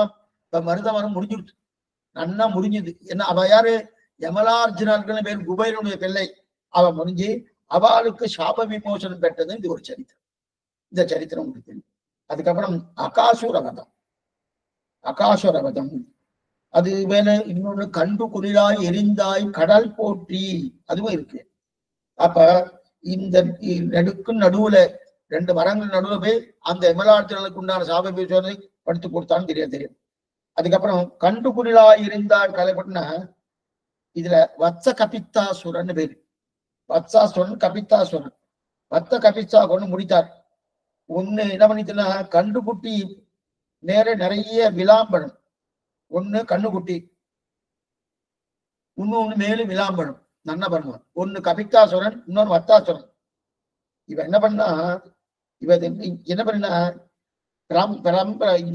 இந்த பழம்லாம் கிடைக்கும் பாருங்க. ஸ்ரீஜெயந்தி வந்துட்டாலே பெரம்ப பழம், விளாம்பழம், நாவல் பழம் இதெல்லாம் வாங்கி சாப்பிடுவாங்க. அதுல அசுரன் என்ன பண்ணா விளாம்பழத்து வடிவத்துல ஒரு அசுரன், மற்றொரு அசுரன் பண்ணா கண்ணுக்குட்டி உருவத்துல ஒரு அசுரன். அதான் வத்தாசுரன் ஒருத்தன், கபித்தாசுரன் ஒருத்தன். கபித்தாசுரன் யாரு, விளாம்பழ வடிவு. விளாம்பழம் இந்த பழம் நாவல் பழம் இப்ப கிடைக்கும். எல்லாமே இந்த ஆவணி மாசம், ஆடி ஆவணி புரட்டாசி இந்த 3 மாசம் தான் கிடைக்கும். இந்த விளாம்பழம், நாவல் பழம், பெரம்பி பழம், பெரம்ப பழம்னு சொல்லுவா. அப்படி அது சில பேர் மூக்கு செல்லி பழம் கூட சொல்லுவா. அதெல்லாம் சொல்லுங்க, அதெல்லாம் கிடைக்கும் அப்படின்னு. அந்த பழத்துக்கு அந்த பேர் கிடையாது, இவாளா கொடுத்தது வேற. அவ ஏன்னா அது பார்க்கறது அந்த மாதிரி இருக்கும், அந்த மாதிரி பழத்தை கொடுத்துறாரு, பேரை கொடுத்துறாரு. இதுக்கு சொல்லுவாங்க. அப்ப விளாம்பழ வடிவத்துல ஒரு அசுரன் ஆவேசிச்சுட்டான். கண்டுபிடி வடிவத்தை ஒரு அசுரன் ஆவேசிருக்கான். 2 பேரும் என்ன பேசி வச்சிருக்க, சங்கேதம் பேசி வச்சுட்டு இருக்கான். என்ன பேசி வச்சுட்டு இருக்கான்னா, நீ மரத்துல விளாம்பழமா இருக்க, நான் கண்ணுக்குட்டியா இருக்கேன், நம்ம 2 பேரும் சேர்ந்து கண்ணனை கொண்டுடலாம் அப்படின்னு இப்ப பேசிட்டு இருக்கா. இப்ப 2 பேரையும் கண்ணனை பார்த்துட்டான். கண்ணன் 2 பேரையும் பார்த்தான். விளாம்பழமா இருக்கக்கூடிய கபித்தாசுரன், கண்ணுக்குட்டியா இருக்கக்கூடிய வத்சாசுரன் 2 பேரும் பார்த்தான். எல்லாரும் புரிஞ்சுட்டான். கீழே கண்ணுக்குட்டியா இருக்கு இல்லையா, அந்த கண்ணுக்குட்டியுடைய அந்த வாழை ஒரு தடியா போல பிடிச்சு அப்படியே ஒரு சுற்றி சுத்தினான். கண்ணுக்குட்டி ஒரு சுத்தி அது அப்படியே மரத்துக்கு மேல இருக்கக்கூடிய விளாம்பரம் இருக்கணும், அந்த விளாம்பரத்தின் மேல அப்படி அடிச்சான். விளாம்பரத்தின் மேல அப்படி அடிச்ச உடனே விளாம்பரமும் மரமும் அந்த பழமும் கண்டுக்குட்டி ஒண்ணுக்கொண்டு மோதிட்டு ஒண்ணுக்கொண்டு மோதிட்டு என்ன பண்ணுது, கீழே விழுந்து பிராணமே போயிடுத்து. 2 பேருக்கும் பிராணம் போயிடுத்து. கபித்தாசுரனுக்கும் போயிடுத்து, வத்தாசுரனுக்கும் போயிடுத்து. 2 பேருக்கும் பிராணம் போயிடுத்து. இப்ப ஆண்டாளுக்கு என்ன ஒரு பயம்னா, அன்றி உலகம் அளந்தாடி போட்டி பாத்திரத்திலே கன்று குனிலாய் எரிந்தாய் கடல் போட்டின்னு பாடியிருக்காரணும். இது பெரியவாச்சார் பிள்ளையாங்க எடுத்திருக்காரு. கன்று குனிலாய் எரிந்தாய் கடல் போட்டின்னு பாடியிருக்கா இல்லையா, அதுல அவளுக்கு என்ன பயம்னா, நீ கண்ணு குட்டியே நன்னா சுத்தி சுத்தி சுத்தி விளாம்பரத்துக்கு மேல அடிச்சேயணும் அடிச்சவனா அவ 2 பேருக்கும் அடிபட்டு அவ பிராணம் போயிட்டு, ஒருவேளை அவ முன்னாடியே பேசி வச்சுட்டு என்னன்னு பேசி வச்சிருந்தப்பா, நாம 2 பேரும் தனித்தனியா கண்ணனை கொள்ளலாம், ஒருவேளை முடியலன்னா கண்ணன் உன்னை தூக்கி அடிக்கும் போது என் மேல அடிப்பான், அடிக்கச்சே நம்ம நீ என் மேல வந்து விடுவ, என் மேல வந்து விடச்சு நாம 2 பேரும் சேர்ந்து என்ன பண்ணலாம், கண்ணனுடைய திருமேனி மேல விழுந்துட்டோம்னா கண்ணனுக்கு பிராணம் போயிடுமோனோ அப்படின்னு அவ பேசி வச்சுண்டு, ஒருவேளை அந்த மாதிரி நீ அடிக்கச்சே கண்ணா அவ 2 பேருக்கும் ஒருத்தருக்கு ஒருத்தர் மோதிண்டு நம்ம எப்படியும் நம்ம 2 பேரும் சாகத்தான் போறோம். இதெல்லாம் சூசைடுன்னு சொல்லுவாங்க, இதெல்லாம் சூசைட் பாம்னு சொல்லுவா பாருங்க, சூசைட் பாம்னு. அந்த மாதிரி சூசைட் பாம்னு சொல்ற போல அப்ப ஒருத்தருக்கு ஒருத்தர் நம்ம பேசி வச்சுட்டு இருக்கோம். பேசி வச்சுட்டு நம்ம என்ன பண்ணுவோம், கண்ணன் மேலேயே விழுந்து நாம எப்படியும் போகத்தான் போறோம். அதே நேரத்தில் நம்ம போகும்போது கண்ணனுடைய பிராணனை வாங்கிட்டு போயிடலாமே, எங்க நிலையோடு பண்ணி இருக்கலாமோ, ஆனா அது நடக்காம பண்ணிட்டியே, அதுக்காக பல்லாண்டு. குண்டு குனிலாய் எடுத்தாய், இதுதான் அந்த கண்டு குனிலாய் எரிந்தாய் கடல் போட்டி, இதை அடிச்சு இது மாதிரி வேணும். அதனால அவன் அப்படிப்பட்ட கண்டு குனிலாய், ஒருவேளை கண்டு குனிலாய் இருந்தாயனோ அந்த திருவடிகளுக்கு பல்லாண்டு அப்படின்னு தெரிகிறார். இது கபித்தாசுரன் வத்தாசுரனுடைய அழித்த கதை. அதுக்கப்புறம் பகாசுரன் கொக்கு வடிவத்துல வந்துருக்கான். பகாசுரனா கொக்கு வடிவத்துல இருந்தான். கொக்கு இருக்கணும்.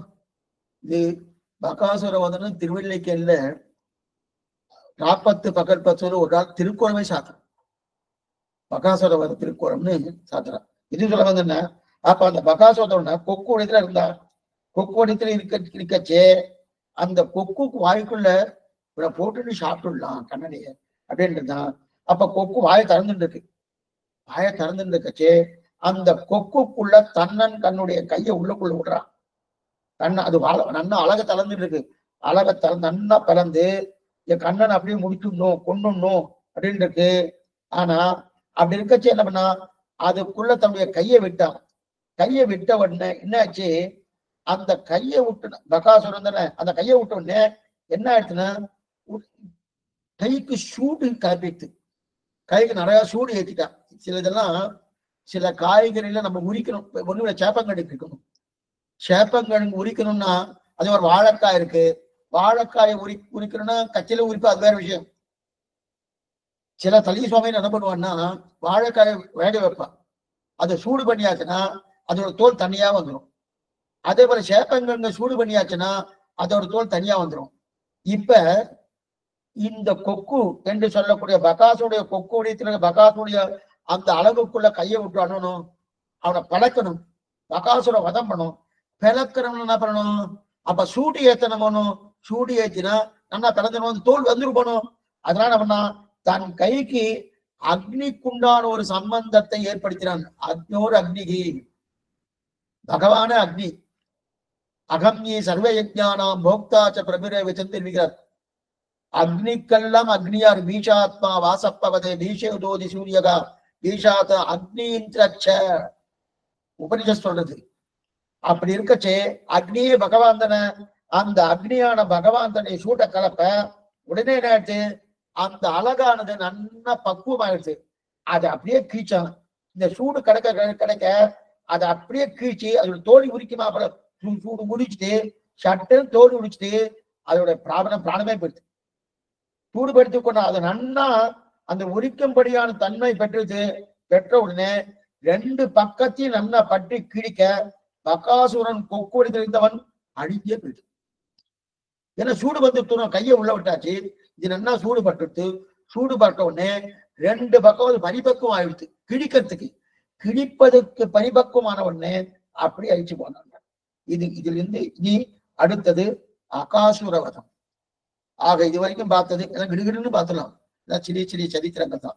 ஏன்னா இப்ப யமலார்ஜுனனுடைய சாபத்தை போக்கினான் மருதமரங்கள். அதற்கு மேல் கண்டு முனிராய் இருந்தாய் கடல் போட்டி என்று சொல்லி கபித்தாசுரன் அத்தாசுரனுடைய அவனை மாய்க்க வைத்தான். இது இரண்டாவது. அதுக்கப்புறம் பகாசுர அவதாரத்தை பண்ணினான், கொக்கு அடித்திருக்கிறேன். இப்ப என்ன இருந்ததுன்னா அகாசுரன் பெரிய மலைப்பாம்பு. பெரிய மலைப்பாம்பு இருக்கணும். அந்த மலைப்பாம்பு வடிவத்துல ஒரு ராட்சசன் படுத்துட்டு இருக்கான். ஏன்னா மலைப்பாம்பு அங்க இருக்கு. அதுல ஆவேசிச்சுட்டான். அதுல ஆவேசிச்சா ஒரு ராட்சசன் ஒரு அசுரனை பண்ணா அதுல ஆசைச்சான். இந்த சரித்திரத்தை சுக்ராச்சாரியர் பரீட்சத்துக்கு சொல்லும் போது கொஞ்சம் நமக்கு தெரிய ஒரு வியக்கத்தக்க செய்தியை சொல்றார். இந்த சரித்திரம் இப்ப நம்ம அடிக்க சொல்றது எல்லாமே சுக்ராச்சாரியர் யாருக்கு சொல்லிட்டு இருக்கார்? பரீட்சித்த மகாராஜ் சொல்லிட்டு இருக்கார். 7 நாட்களா சொல்லணுன்றதுக்காக சொல்லிட்டு இருக்கார். இந்த சரித்திரத்தை சொல்லும் போதுதான் கொஞ்சம் பரீட்சத்துக்கு ஒரு சந்தேகம் ஏற்பட அந்த சந்தேகத்தை நிவர்த்தி பண்ணும்படியான ஒரு சரித்திரம். அப்ப சொன்னேன், கண்ணன் மலைப்பாம்பை கொண்டு முடிச்சுட்டான்.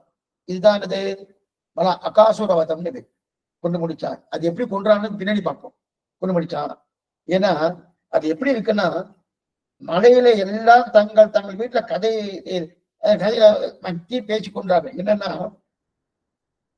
மலைப்பாம்பை கொண்டு முடிச்சுட்டானோ அன்னைக்கு சாயங்காலம் எல்லாரும் அவாபார்கள் தங்கள் கோபுரத்திலே இதெல்லாம் பிருந்தாவனத்துல நடக்கிறது. அதுக்கப்புறம் அவெல்லாம் தங்கள் கிரகங்களுக்கு வீட்டுக்கு வீடு வரணும். போயிட்டு தங்கள் நீ அப்ப தாய் தகப்பன பேசி வரணும். கண்ணன் இன்னைக்கு இந்த காரியம் பண்ணான், இந்த மலைப்பாம்பு இந்த அகாசுரவதம் பண்ணான் அப்படின்னு பேசி வரணும். அப்ப மொத்த குழந்தைகளும் மலைப்பாம்பை பத்தி அவளுடைய பெற்றோர்கிட்ட பேசிட்டு இருக்கா. பேசிட்டு இருக்கச்சே இன்று காலை கண்ணன் மலைப்பாம்பை உடைத்தான் கதை சொல்ல போனோம். ஆனா என்றைக்கு சொன்னாரு தெரியுமா? என்னைக்கு தெரியுமா சொன்னா? இன்னைக்கு காத்தால்தான் அந்த மலைப்பாம்பை வதம் பண்ணியிருக்கான். அதாவது அகாசுரன் வதம் பண்ணியிருக்கான். வதம் பண்ண உடனே இன்னைக்கு காத்தால உடனே சாயங்காலம் போயிடுவான். சாயங்காலம் எல்லாம் ஆத்துக்கு போயிடுவா. ஆத்துக்கு வரணும்னே ஆத்துல இருக்க அவ தாயார் தகப்பன்ட்ட எல்லா விஷயத்தையும் சொல்லுவார். நடந்த சரித்திரம் சொல்லுவாரணும். அதே போல சொல்லணும் போனோம். அந்த மாதிரி சொல்லும் போது அன்னைக்கு சாயங்காலம் போய் சொல்லும் போது என்ன ஆச்சுன்னா, 1 வருஷம் கழிச்சு சொன்னான். 1 வருஷம் கழிச்சு சொன்னான். என்னன்னா 1 வருஷம் கழிச்சு திரும்ப போய் சொல்லியிருக்கா. சாமி இன்னைக்கு காத்தால நடந்திருக்கு, இன்னைக்கு காத்தால தான் அகாசுரனை முடிச்சிருக்கார். ஏன் 1 வருஷம் கழிச்சு சொன்னார்? இது சுக்கராச்சாரியர் இந்த சொன்ன உடனே பரீட்சித்து மகாராஜுக்கு சந்தேகம் வந்து சுக்கராச்சாரியர் என்ன சொன்னார்? மறுபடியும் உங்களுக்கு புரியலன்னு நினைக்கிறேன், மறுபடியும் சொல்றேன். அகாசுரம் தான் இன்னைக்கு நடந்தது. இன்னைக்கு நடந்தது. இப்ப இன்னைக்கு சாயங்காலம் போயாச்சு கோகுலத்துக்கு. இது நடந்தது பிருந்தாவனத்துல. கோகுலத்துக்கு போயாச்சு. கோகுலத்துக்கு போகணும். கோகுலத்தை அப்பா தாயார் தப்புன சொல்லணும். சொல்லல. அன்னைக்கு முதல் போனாலா இல்லையா அப்புறம் பேத்துக்கணும். சொல்லல. 1 வருஷம் கழிச்சு இந்த கதையை அவாவான்னு சொல்லிட்டு இருக்கான்னு சொன்னார். இந்த விஷயத்த சொன்னார் சுக்கராச்சாரியர் பரீட்சித்த மகாராஜ. இந்த பரீட்சைக்கு சந்தேகம் வந்துருக்கு. ஏன்னா என்ன சந்தேகம்னா, இன்னைக்கு காத்தால்தான் அகாசுர வதமாயிருக்கு. அன்னைக்கு சாயங்காலம் போயிருக்கா. அன்னைக்கு சாயங்காலமே சொல்லி இருக்கலாமோனோ, ஏன் 1 வருஷம் கழிச்சு சொன்னான்னு கேட்டான். இதெல்லாம் கேட்கணும். ஏன் 1 வருஷம்? அப்ப 1 வருஷம் கழிச்சு போயிருந்தா அப்ப 1 வருஷம் முன்னாடி தானே சொல்லி இருக்கணும். 1 வருஷம் கழிச்சு போயிருந்தா 1 வருஷம் முன்னாடி சொல்லி இருக்கணுமோனோ, சொல்லலையே. ஏன் 1 வருஷம் ஆயிடுச்சு அப்படின்னு சொன்னா, பகல்ல கொண்டான்னு சொன்னா அது புரியுது. ஆனா சகல்ல சொன்ன உடனே சாயங்காலம் போய் பரீட்சித்து கேட்கும் போது என்ன பண்ணணும்? 1 வருஷம் கழிச்சு அவன் போய் தன்னுடைய தாயார் தகப்பனா சொன்னான்னு சொல்லிக்கலைய. ஆச்சரியப்படுறான் யாரு? பரீட்சித் மகாராஜா. என்னன்னா கண்ணன் இந்த சரித்திரம் என்ன தெரியுமா? கண்ணன் எவ்வளவு தூரம் பசுமாடு கண்கிறவர்களிடத்திலே காதலோடு இருக்கிறான் என்பதுக்கு இதெல்லாம் ஒரு சாட்சி. சுவாமி ஒரு வருஷம் கழிச்சு சொன்னதுக்கு இது என்ன சுவாமி சாட்சின்னா இந்த கதையை சொல்றேன். ஆச்சரியமான கதை, ஆச்சரியமான கதை. இந்த கதையை கேட்டா இன்னும்தான் நமக்கு புரியும்.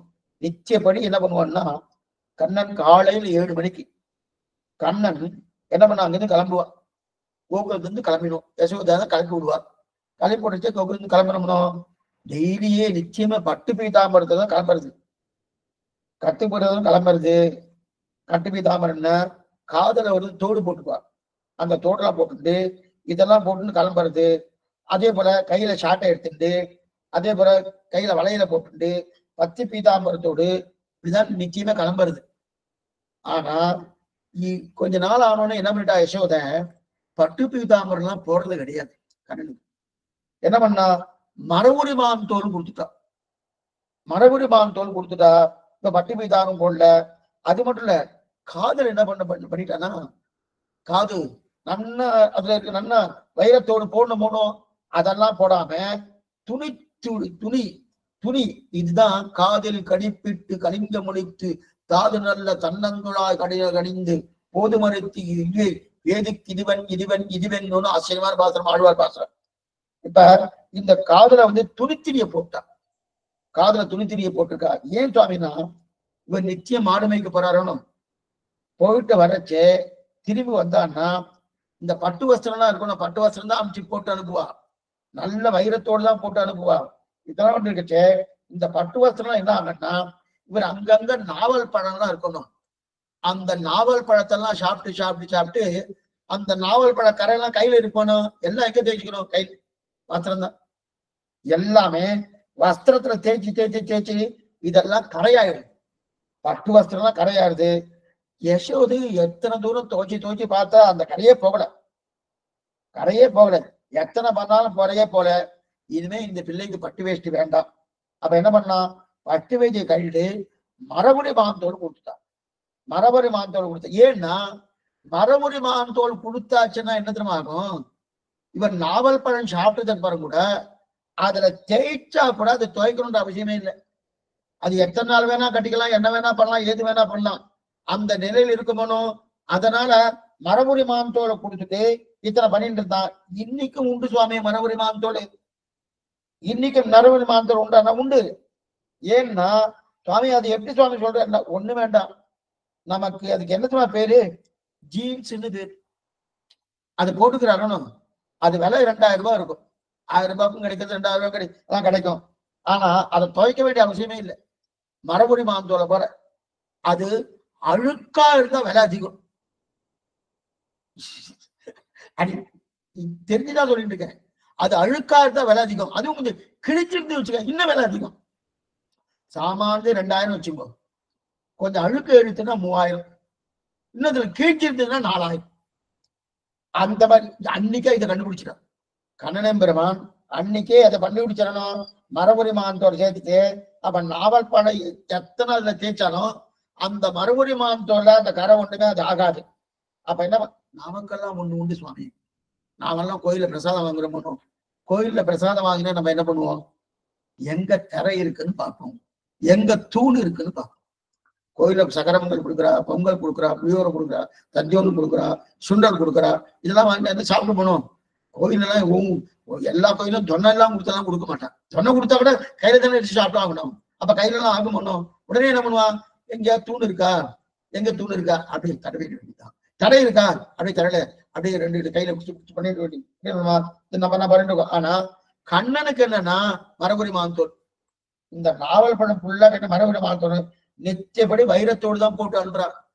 அவ ஒன்னும் குறையே வைக்கல, வைரத்தோடு தான் போட்டு அனுப்புறா. நிச்சயமே குண்டலம் உண்டு, வைரத்தோடு உண்டு. அது எப்படி கண்ணன் அந்த வைரத்தோடு நடந்து போனாலே ஒரு அழகு. ஆழ்வாரை தெரிவிக்கிறார். திருமங்கை ஆழ்வார் திருநடந்த அண்டகத்துல மைவண்ணன் அரும் குஞ்சி குழல் பின்தாட மகரம் சேர்கொடை இருபாடு இலங்கியாட எய்வண்ண வெண்சிலையே துணையார் இங்கே இருவராய் வந்தார் என் முன்னே நின்றார் கைவண்ணம் தாமரைவாய் கமலம் போலும் கண்ணினையும் அரவிந்தம் அடியும் மகுதே அவ்வண்ணத்தவர் நிலைமை கண்டும் தோழி அவரை நாம் தேவன் என்று அஞ்சினோம் தெரியா அப்படின்னா அப்படி தலையை அசைஞ்சிட்டு காது குண்டலங்கள்லாம் இருக்கணும், இதெல்லாம் அழிச்சு கண்ணை போறத பார்த்தா ஒரு தனி அழகு. இந்த தனி அழகு கண்ணன் போறதா தனி அழகு. ஆனா சரி சுவாமி இப்ப குண்டலம் தான் போடலையே, துணித்திரி தான் போடுவாராம். ஏன்னா குண்டலம் போட்டா ஒவ்வொரு நாளும் ஒவ்வொரு வைரத்தை தொலைச்சிட்டு வர. அந்த வைரத்தை எங்க சுவாமி தேடி கண்டுபிடிக்கிறது? இங்க இருந்து பிருந்தாவனம் போயிட்டு திரும்ப வர வரைக்கும் அந்த வைரத்தோட எங்க இருக்குன்னு தேடி கண்டுபிடிக்க முடியல. அப்ப இந்த பிள்ளைக்கு வைரம் ஆகாது. அப்ப என்ன பண்ணலாம்?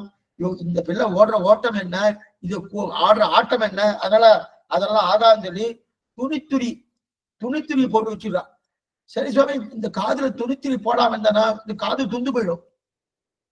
துண்டு போயிடுமோன்னு அதெல்லாம் என்ன பண்ணா துணித்துரியை போட்டு வச்சிருக்கா. அது துணித்துரியை போட்டு அஞ்சுவாளியா கண்ணன் மாடு மேய்த்துட்டு திரும்ப வருவான்.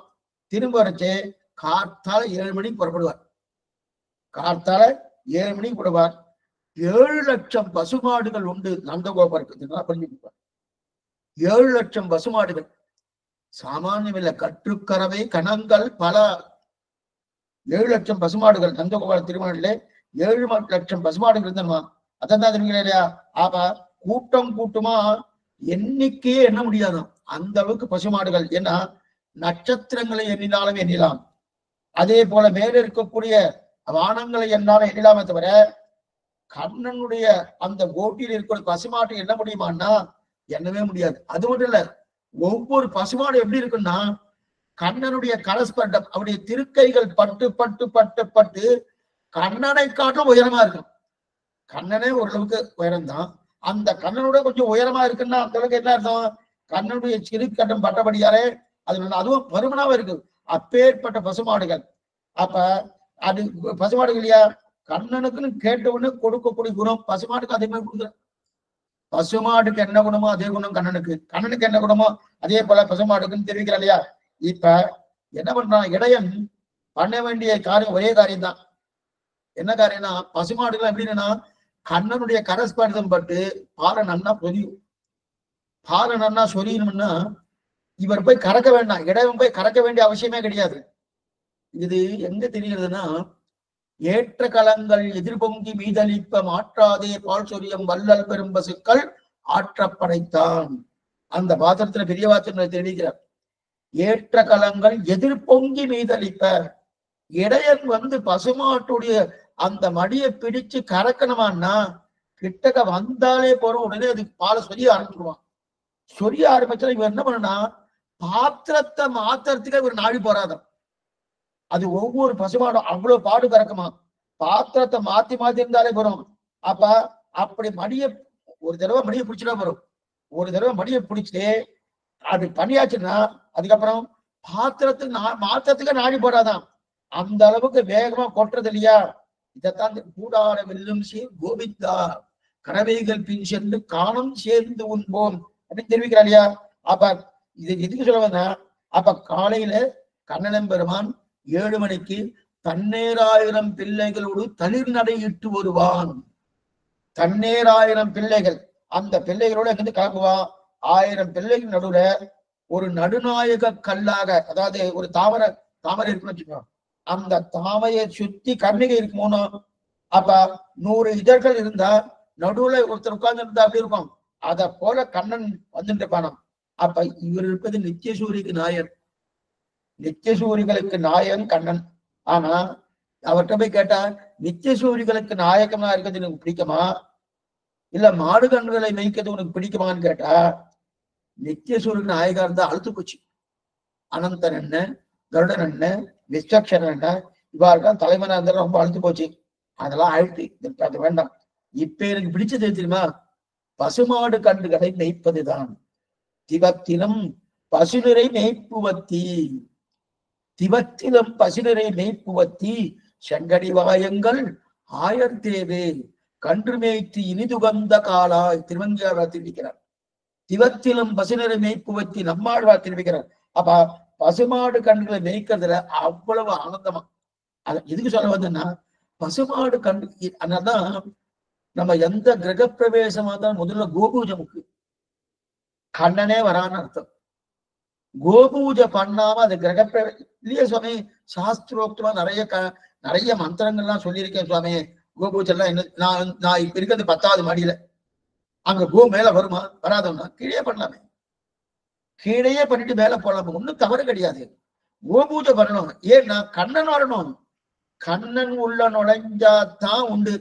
இல்லையே 10வது மேல கண்ணன் நுழையலையேன்னா கீழே பண்ணிட்டேனும், அவருடைய அனுகிரகம் கிடைச்சிட்டணும், நுழைஞ்ச மாதிரிதான் அர்த்தம். எது சொல்ல வந்தனா, ஏன்னா கண்ணன் வேறல்ல, கோமாதா வேறல்ல, அந்த கண்ணனே கோமாதா, வேற எதுவுமே கிடையாது. அதனாலதான் காலத்தால எழுந்து கட்சியே அவர் நம்மளை பாக்குறது இல்லை. விஸ்வரூபம் ஆறுதணும், விஸ்வரூபம் ஆட்சி யார முதல்ல பாக்குறாரு? இப்ப நாமெல்லாம் உடனே என்ன பண்ணுவோம், சில பேர்லாம் கையை இப்படி இப்படின்னு சொல்லி 2 கையை பார்ப்பாங்க, ரொம்ப தவறு. பெருமாள் படத்தை பார்க்கலாம், ஆச்சாரியன் படத்தை பார்க்கலாம், தாயார் படத்தை பார்க்கலாம், அல்லது பாகவதாருடைய படத்தை பார்க்கலாம், சேவிச்சுக்கலாம். இல்ல திருவரங்கத்தை நோக்கி சேவிக்கலாம், இல்ல திருவல்லிக்கேணி நோக்கி சேவிக்கலாம். எந்த திக்குல இருக்கோ அது பண்ணலாமே தவிர கையை பார்க்கறது தேவையில்லை. ஆனா பெருமாளை என்ன பண்றான்னா அந்த கோமாதா, அந்த கோமாதாவை தான் பார்த்துட்டு இருக்காரு தெரியா. அதனால கன்று மேய்த்து இனிதுகந்த காலாய், கன்றுகளை மேய்க்கிறது அவ்வளவுதான் அவருக்கு விருப்பமா. அதே போல திபத்திலும் பசுநர் மேய்ப்பொய்வத்தி, ஸ்ரீவைகுண்டம் போனா கூட அங்க இருக்கு பசுமாடு கண்ணு தெரியா மேய்க்கிறேன். அதான் திபத்திலும் பசுநர் மேய்ப்பு வைத்தி அப்படிங்கிறார். இன்னைக்கு நான் போனா சேவிக்கலாம். இன்னைக்கும் கூட நம்ம காமியவனம்னு ஒரு இடம் இருக்கு, ஞாபகம் வச்சுப்போம். அதான் அடியேன்னு சொன்னேன், இந்த மாதிரி யாத்திரை போனோம். ஆனா யாத்திரை போகணும்னா கொஞ்சம் வயசு கொஞ்சம் சிறிய வயசா இருக்கணும். சிறிய வயசா இருந்தா தான் யாத்திரை போனா நமக்கு சரீரம் கொஞ்சம் அதுக்கு உண்டான ஒரு பலத்தை கொடுக்கும். இல்லைன்னா என்ன ஆகுது, இளரொளி இளமை கெடுவதன் முன்னம் வளரொளி மாயோன் மருவிய கோயில் ஆழ்வாருக்கு தான் இந்த பாசனத்தையே சொன்னார்.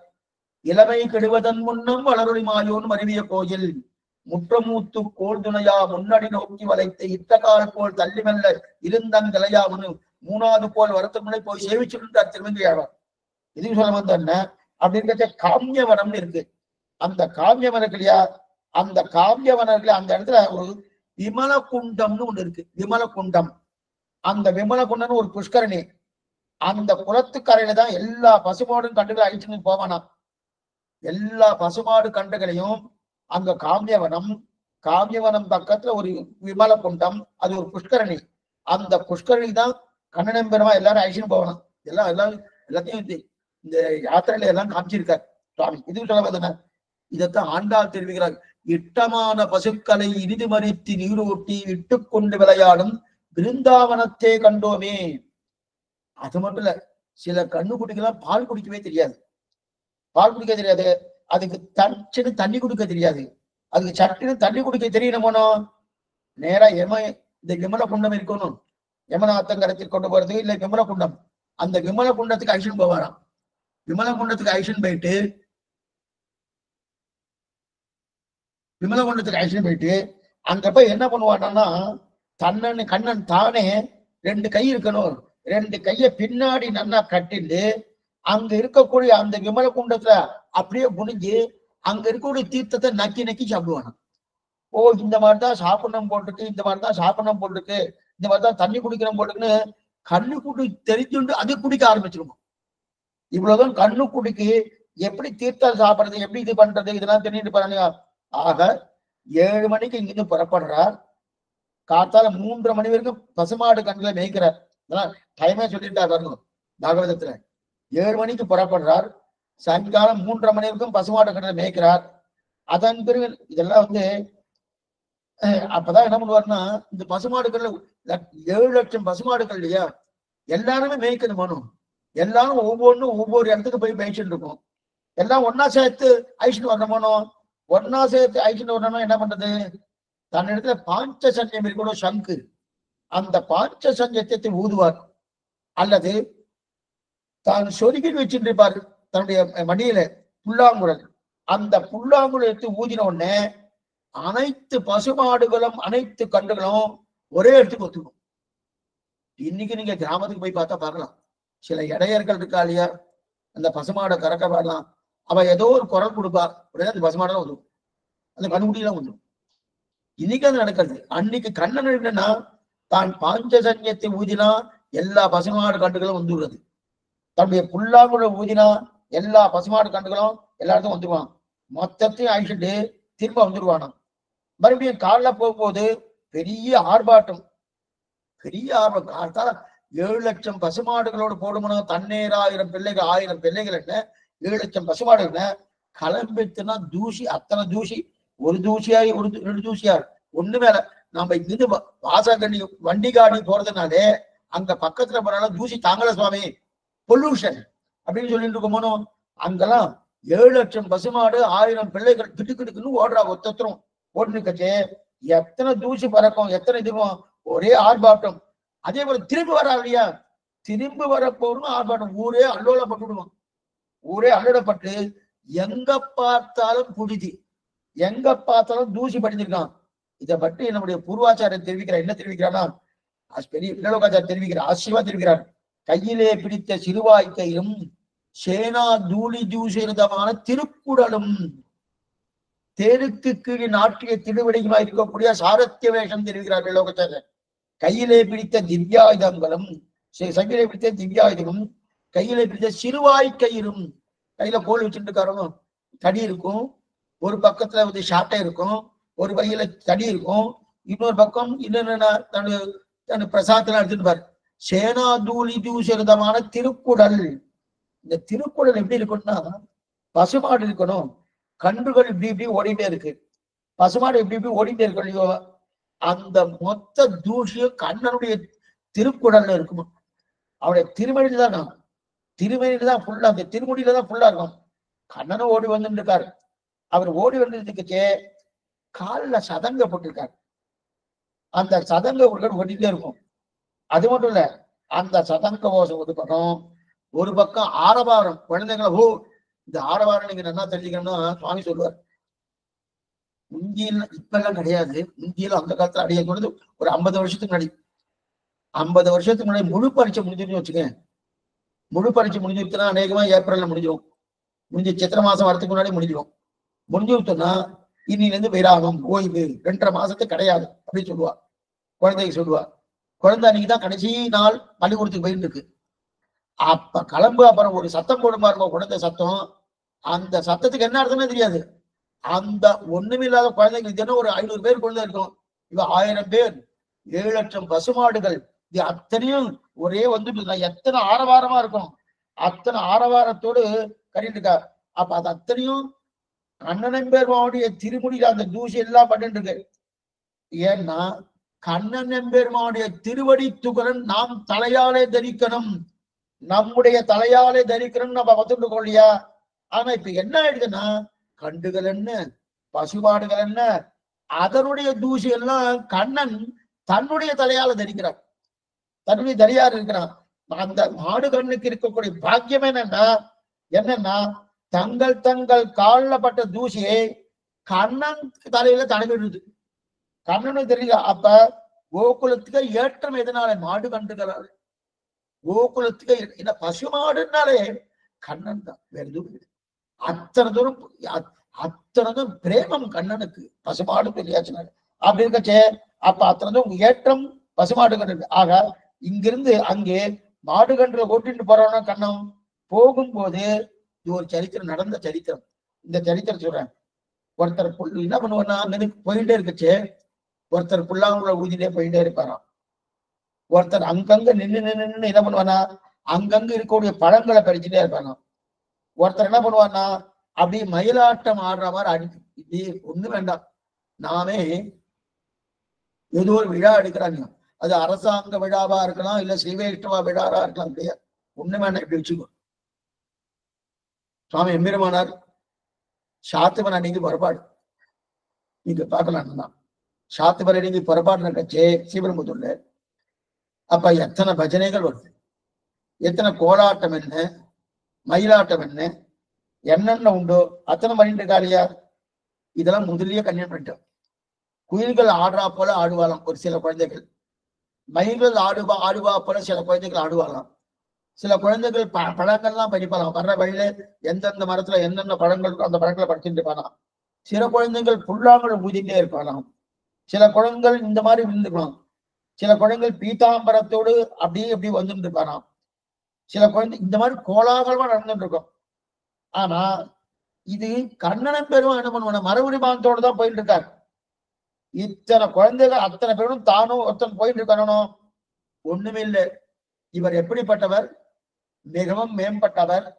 நதஸ்யமஸ்ய அப்பியதிகஸ்ய திஷ்யத்தேன்னு சொல்லி தன் ஒப்பாருள்ள அப்பன் அப்படின்னு தனக்கு சமமானவனோ மேம்பட்டவனோ கிடையாது என்ற நிலையை இருக்கக்கூடிய அபாக்கியநாதரா ஒருத்தரையும் கனிஷித்து கூட பார்க்க மாட்டார சீவைக்குள்ள.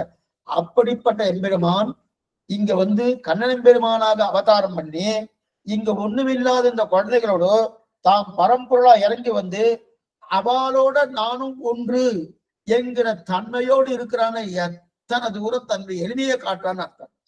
அந்த எளிமையை காட்டுறானோ அப்ப வந்து பிறகு அவன் கண்ணுக்கு ஆசையம், இவளோட நானும் பிறந்திருக்கனே, இவளோட நானும் பிறந்திருக்கனே, இந்த மனிதர்களுக்கு நானும் ஒருத்தன், இந்த இடையர்களுக்குள்ளே நானும் ஒருத்தன் என்று தன்னுடைய எளிமையை காட்டும்படியான நிலையை கண்ணனுக்கு அத்தனை ஆசையான். அந்த ஆசையோடு அதனால் இவரோடு ஒன்றாக போயிட்டு இருக்காரு. போயிட்டு கச்சே கிளம்பும் போதே புல்லாங்குழ கொண்டு, புல்லாங்குழ இருந்துன்னா இடுப்பை சொருகிட்டு வர, புல்லாங்குழி இடுப்பை சொருகிட்டு இருக்காரு. மாடுகள்லாம் கிட்டக்க வரணும்னாலே உடனே ஊதிடுவார். புல்லாங்குழி சிறுவிரல்கள் தடவை பரிமாற செங்கன்கோள் செய்யவாய் உட்பளிப்ப கரவையன் கணங்கள் வந்து சூழ்ந்து படுகாடு கிடப்பன்னு தெரிவிக்கிறார் பெரியாழ்வார். அப்படி கச்ச அந்த புல்லாங்குடைய சப்தத்தை கேட்டு அப்படி கவிந்திறங்கி செவி காட்டுகில்லாவே அவ ஒண்ணுமே பண்ண முடியாது. அதையே இந்த செவியால் கேட்டு இருக்குமா பசுமாடுகள். அப்படி இருக்கச்சே அதே ஒரு கொம்பு ஊதுதல் ஒண்ணு உண்டு. நீங்க கிராமத்துல போனா கேட்பேன். சில விஷயங்களை நமக்கு நம்ம வந்து நகரத்துல இருக்கோம், நம்ம அதெல்லாம் சில இதெல்லாம் தெரியாது. கொம்பு ஊதல் இந்த தமிழ்லயே இருக்கு கொம்பு ஊதல்னு. ஏன்னா கொம்பு ஊதுதல் காலவாத்தியம்னு ஒண்ணு இருக்கு. காலவாத்தியம், கொம்பு ஊதுதல் இதெல்லாம் நியம வாத்தியம். இந்த வாத்தியம் அதை போல சிறு சிறு வாத்தியங்கள்லாம் கையில எடுத்துட்டு போகலாம். கையிலே ஷாட்டை பிடிச்சிட்டு இருக்காரு, ஷாட் பண்ணிருக்காரு, சிறு கொம்பு பிடிச்சிட்டு இருக்காரு. கண்ணு குட்டி மொத்தமாவும் குழந்தை விடக்கூடாதுன்றதுக்காக என்ன பண்றாரு அவரு, வரக்குள்ள ஒவ்வொருத்தையும் ஒண்ணு பார்த்துட்டு இருக்காரு. அப்ப இந்த மாதிரி வந்துருக்கு, எல்லாம் புறப்பட்டாச்சு.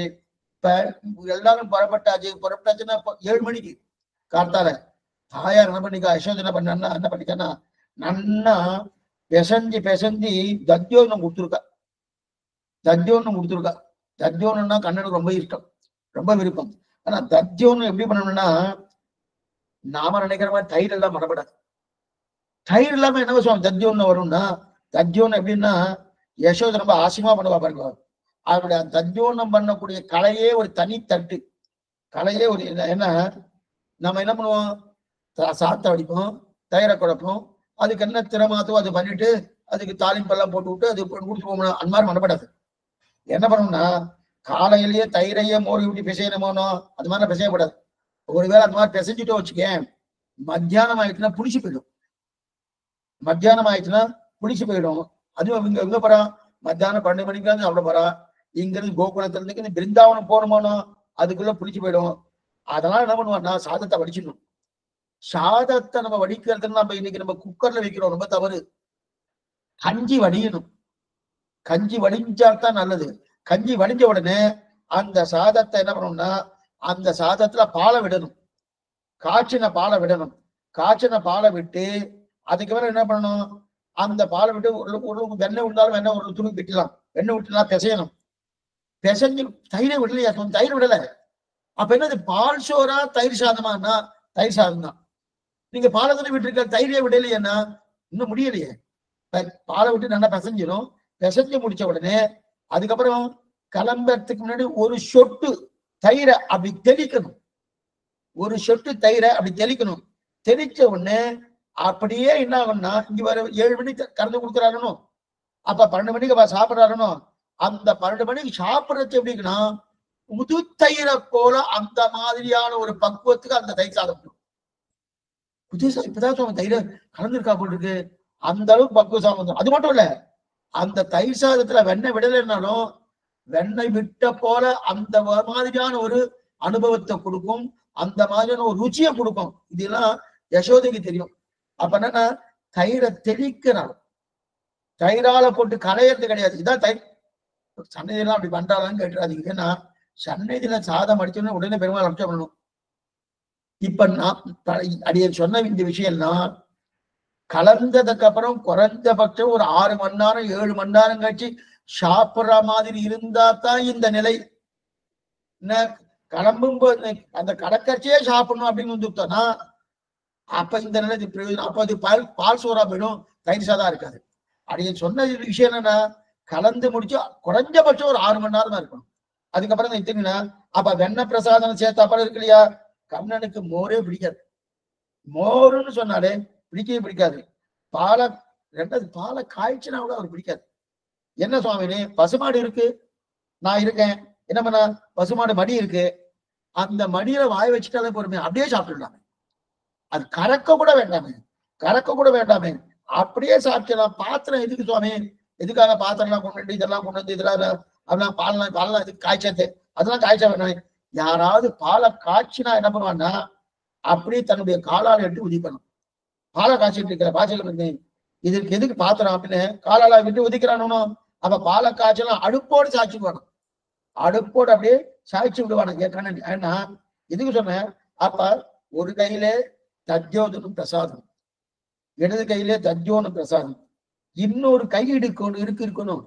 ஒரு கை இடது கையில தத்யோனு பிரசாதம் எடுத்துக்கிறார், ஷார்ட்டை எடுத்துக்கிறார், மரபுரி மான்தோல் இருக்கு, எல்லாமே 7 மணிக்கால் வருது. அதுக்கு மேல இன்னொரு கைகள் இருக்கணும், அதுல விரல்கள் 4 விரல் இருக்கணும். அந்த 4 விரலுக்கும் ஊறுகா. என்ன சாமி ஊறுகா, ஏன் என்ன ஊறுகா, எல்லாரும் ஒருத்தர் அமர்ந்திருக்காரு, என்ன ஒரு 4 பேருக்கு 4 ஊறுகா, என்னென்ன ஊறுகா என்னென்ன ஊறுகா என்னென்ன ஊறுகான்னு ஒன்று. இதெல்லாம் இங்க சுவாமிங்கன்னா ஒவ்வொரு நாள் இந்த இடத்துல பாருங்க, இவ வந்து பிருந்தாவனம் போச்சே ஒவ்வொரு நாளும் ஒவ்வொரு இடத்த தேர்ந்தெடுப்பாங்க. போன இடத்துக்கு ஒரே நாள் போக மாட்டான்.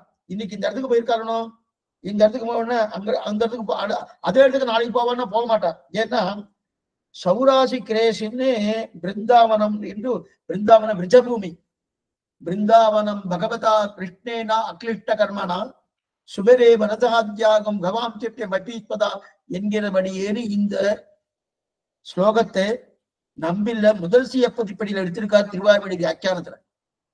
அந்த பிருந்தாவனமே நெருங்கி முள்ளு காடா இருந்தான். கண்ணன் தன்னுடைய அவதாரத்துக்கு முன்னாடி பிருந்தாவனத்தை என்ன பண்ணோம், நன்னா மாடு மேய்ச்சல் நிலமாக ஆக்கணும் தன்னுடைய சங்கல்பத்தால பண்ணான்னு தெரிவிக்கிறார் இந்த ஸ்லோகம். இது சொல்ல வந்து என்ன, அப்படி இருக்கச்சே அந்த பிருந்தாவனம்ன்றது விரஜபூமி. சௌராசி கிரேசின்னு ஒரு இது அப்படின்னா, சௌராசி கிரேசன்னா 84 கிரேச தூரம் பிருந்தாவனம். 84 கிரேச தூரம்னா இதை 2ஆல பெருக்கணும், 168 மைல் பிருந்தாவனம். பிருந்தாவனம்னா இதை இப்படி ஒரு ரவுண்ட் அடிச்சுக்கலாம் சுவாமி, ஒரு மாடவீதி போடு அப்படின்னு நினைக்கிறோம்னோ, 168 மைல் பிருந்தாவனம் அவ்வளவு பெருசு. அது ஒண்ணும் சின்ன இடமே கிடையாது. இத்தனை பெரிய இடத்துல ஒவ்வொரு நாளும் ஒவ்வொரு இடத்துக்கு முடிவு பண்றா கண்ணன் பெருமான். அவ கோட்டி பூர்த்தியா 12000 பிள்ளைகள் இருக்காரனோ, அந்த 12000 பிள்ளைகள் அத்தனை பேரும் ஒவ்வொரு நாளும் ஒவ்வொரு இடத்துக்கு முடிவு பண்றா. இன்னைக்கு இந்த மார்க்கத்துல போலாம் அப்படின்னு எல்லா பசுக்களையும் ஓட்டிட்டு போறா. எல்லா பசுக்களும் போட்டிட்டு இருக்கச்சேதான் அப்பதான் பெரிய மலைப்பாம்பு வந்துட்டு, பெரிய மலைப்பாம்பு வாயை திறந்துட்டு இருக்கு, வாயை திறந்துட்டு இருக்கு. அந்த மலைப்பாம்புல ஒரு அசுரன் ஆவேசிச்சிருக்கான், ஆவேசம். அது வாயை திறந்துட்டு இருக்கு, கண்ணம் உள்ளுக்குள்ள வரணும், கண்ணம் உள்ளுக்குள்ள வரணும் அப்படின்னு வாயை திறந்துட்டு இருக்கு. கண்ணம் வரட்டும், நாம விழுங்கி கண்ணனை கொண்டுடுவோம் அப்படின்னு நினைச்சிட்டு இருக்கான். இப்ப கம்சனால அமைக்க வைக்கப்பட்டதுதான் அந்த மலைப்பாம்பு. அது வந்திருக்கான். இப்ப முன்னாடி எல்லா குழந்தைகளும் ஒருத்ததான் போயிட்டு இருக்கா உள்ளுக்குள்ள. ஒரு குழந்தை உள்ள போறதுன்னா முதல்ல போறதுன்னா பாத்துட்டு, அந்த குழந்தை பாத்துட்டு என்ன சொல்லுச்சுன்னா, இது என்னது பாம்பா பொம்மையா, அந்த மலைப்பாம்பை பார்த்துட்டு இது பாம்பா பொம்மையா போல இருக்கு, பாம்பை போல இருக்கு, என்னன்னு தெரியலையே அப்படின்னு கேட்டுட்டே உள்ள நுழையுது. உள்ள நுழைஞ்சுதான் பார்ப்போமே, என்ன ஆகுதுன்னு தெரியுது, உள்ள நுழைஞ்சது பார்ப்போன்னு அப்படின்னு சொல்லிட்டு உள்ள நுழைஞ்சுன்னு போயிட்டு இருக்கு. இன்னொரு பிள்ளையானா சொல்லிட்டு இருக்கான், உள்ள நுழைஞ்சா நம்ம மாட்டிப்பவே, மாட்டின்டா என்ன பண்றது, இது நிஜம் பாம்பா இருந்தா மாட்டின்டா என்ன பண்றது அப்படின்னு இன்னொரு பிள்ளையாண்டா சொல்றான். இன்னொரு பிள்ளையாண்டா என்ன சொல்லிருக்கான், கவலையே வேண்டாம், நமக்கு தான் சர்வரட்சகன் கண்ணன் இருக்கானோ, எப்ப சர்வரட்சகன் கண்ணன் இருக்கான்னு தைரியமா உள்ள போனோம். அவன் ரட்சிப்பதற்கு கண்ணன் இருக்காச்சே, தைரியமா உள்ள போவன்னு உள்ள போயிட்டான். எல்லா பிள்ளைகளும் உள்ள போயிட்டான். இன்னும் அந்த மலைப்பாம்பு இன்னும் தன் வாயை மூடவே இல்லை. ஒவ்வொரு பிள்ளையா உள்ள போயிட்டு இருக்கான். அந்த மலைப்பாம்பு வாட முடியல. ஏன்னா கண்ணன் வரலையே. கண்ணன் தன்னுடைய வாய்க்குள்ள வந்தாதுன்னா அந்த வாயை மூடணுன்றதுக்காக கண்ணன் உள்ள வரலையேனும். அதனால அந்த வாயை மூடாம இருந்துருக்கு. கண்ணன் உள்ள வந்தான். மொத்தத்துல உள்ள போயிட்டாலும் தெரியும். கண்ணன் வந்தான். கண்ணன் போன உடனே வாயை மூடி விட்டு. கண்ணன் போன உடனே வாயை மூடிட்டு என்ன ஆயிடுச்சு, புதுசா ஏதோ குகைக்குள்ள போறோமோ. இந்த டெல்லியில எல்லாம் ஜந்தர் மந்தர்னு இப்ப தெரியல, அடி முந்தியெல்லாம் இருக்குது. அதனால சொல்லுவோம் ஜந்தர் மந்தர்னு. பெரிய குகமா இருக்கும், பெரிய பாம்பா இருக்கும். அது உள்ள போயாச்சுன்னா வால் வழியா வந்துடலாம், முதுகு வழியா போனா திரும்பியும் தலை வழியா வந்துடலாம். இந்த மாதிரி ஒவ்வொரு ரகரகமா இருக்கும் அதுக்குள்ள, ஜந்தர் மந்தர்னு. அந்த மாதிரி இது ஒரு குகையா இருக்கு, இந்த குகைக்குள்ள போற மாதிரி இருக்கு அப்படின்னு நினைச்சுட்டு என்ன நினைச்சுன்னா, இப்ப கண்ணன் பார்த்தா தெரிஞ்சு விட்டான். ஓ அசுரன் தான் வந்திருக்கான்னு தெரிஞ்சுட்டான். கண்ணன் தன்னுடைய திருமையிலேயே வளர்த்து கொண்டான். திருமையில் வந்தான். சின்ன குழந்தையா இருக்கு. ஏன்னா சின்ன குழந்தைகள் என்னன்னா, புதுசா ஒரு இடத்த பார்த்தாலே அந்த உடம்பு கொஞ்சம் சிலிர்க்குமா. என்ன பாத்துக்கோ, புதுசா கொஞ்சம் இடத்த பார்த்தாலோ இல்ல தீர்த்தத்தை விட்டாலோ உடம்பு சிலிர்க்குன்னு சொல்றது சாஸ்திரம் சொல்றது. சிறு குழந்தைகள்னா ஒண்ணுமே இல்லை. நீங்க கங்கைக்கு போறணும், கங்கையில போய் நீங்க தீர்த்தம் ஆடு போடுச்சு. இதுக்கும் தீர்த்தம் ஆட பழக்கமே இல்லை கங்கையில. இதுதான் முதல் தடவை தீர்த்தம் ஆடுச்சு. அப்படி கங்கையை தொட்டேன்னா அப்படி சிலிர்க்கும். சில்லின்னு இருக்கிறதுனால சிலிர்க்கிறது ஒண்ணு.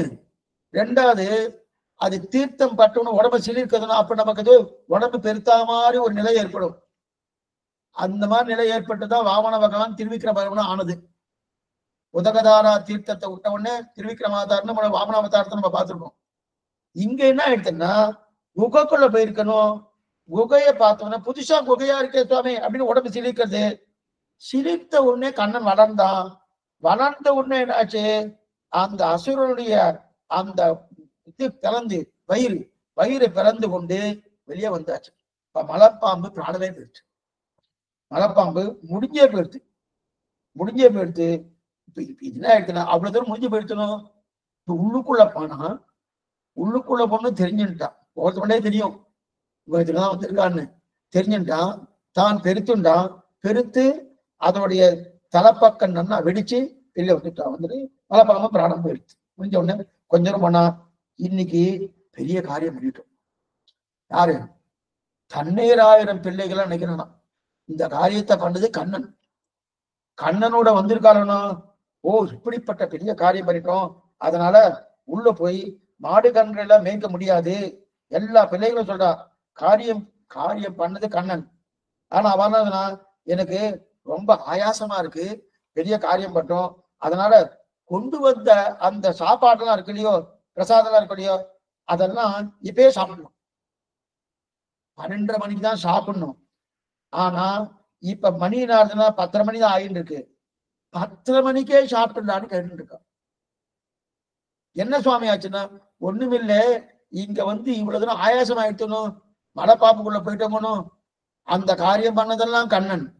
ஆனா மிச்ச பிள்ளைகளும் ஆயாசமா போயிட்டான்.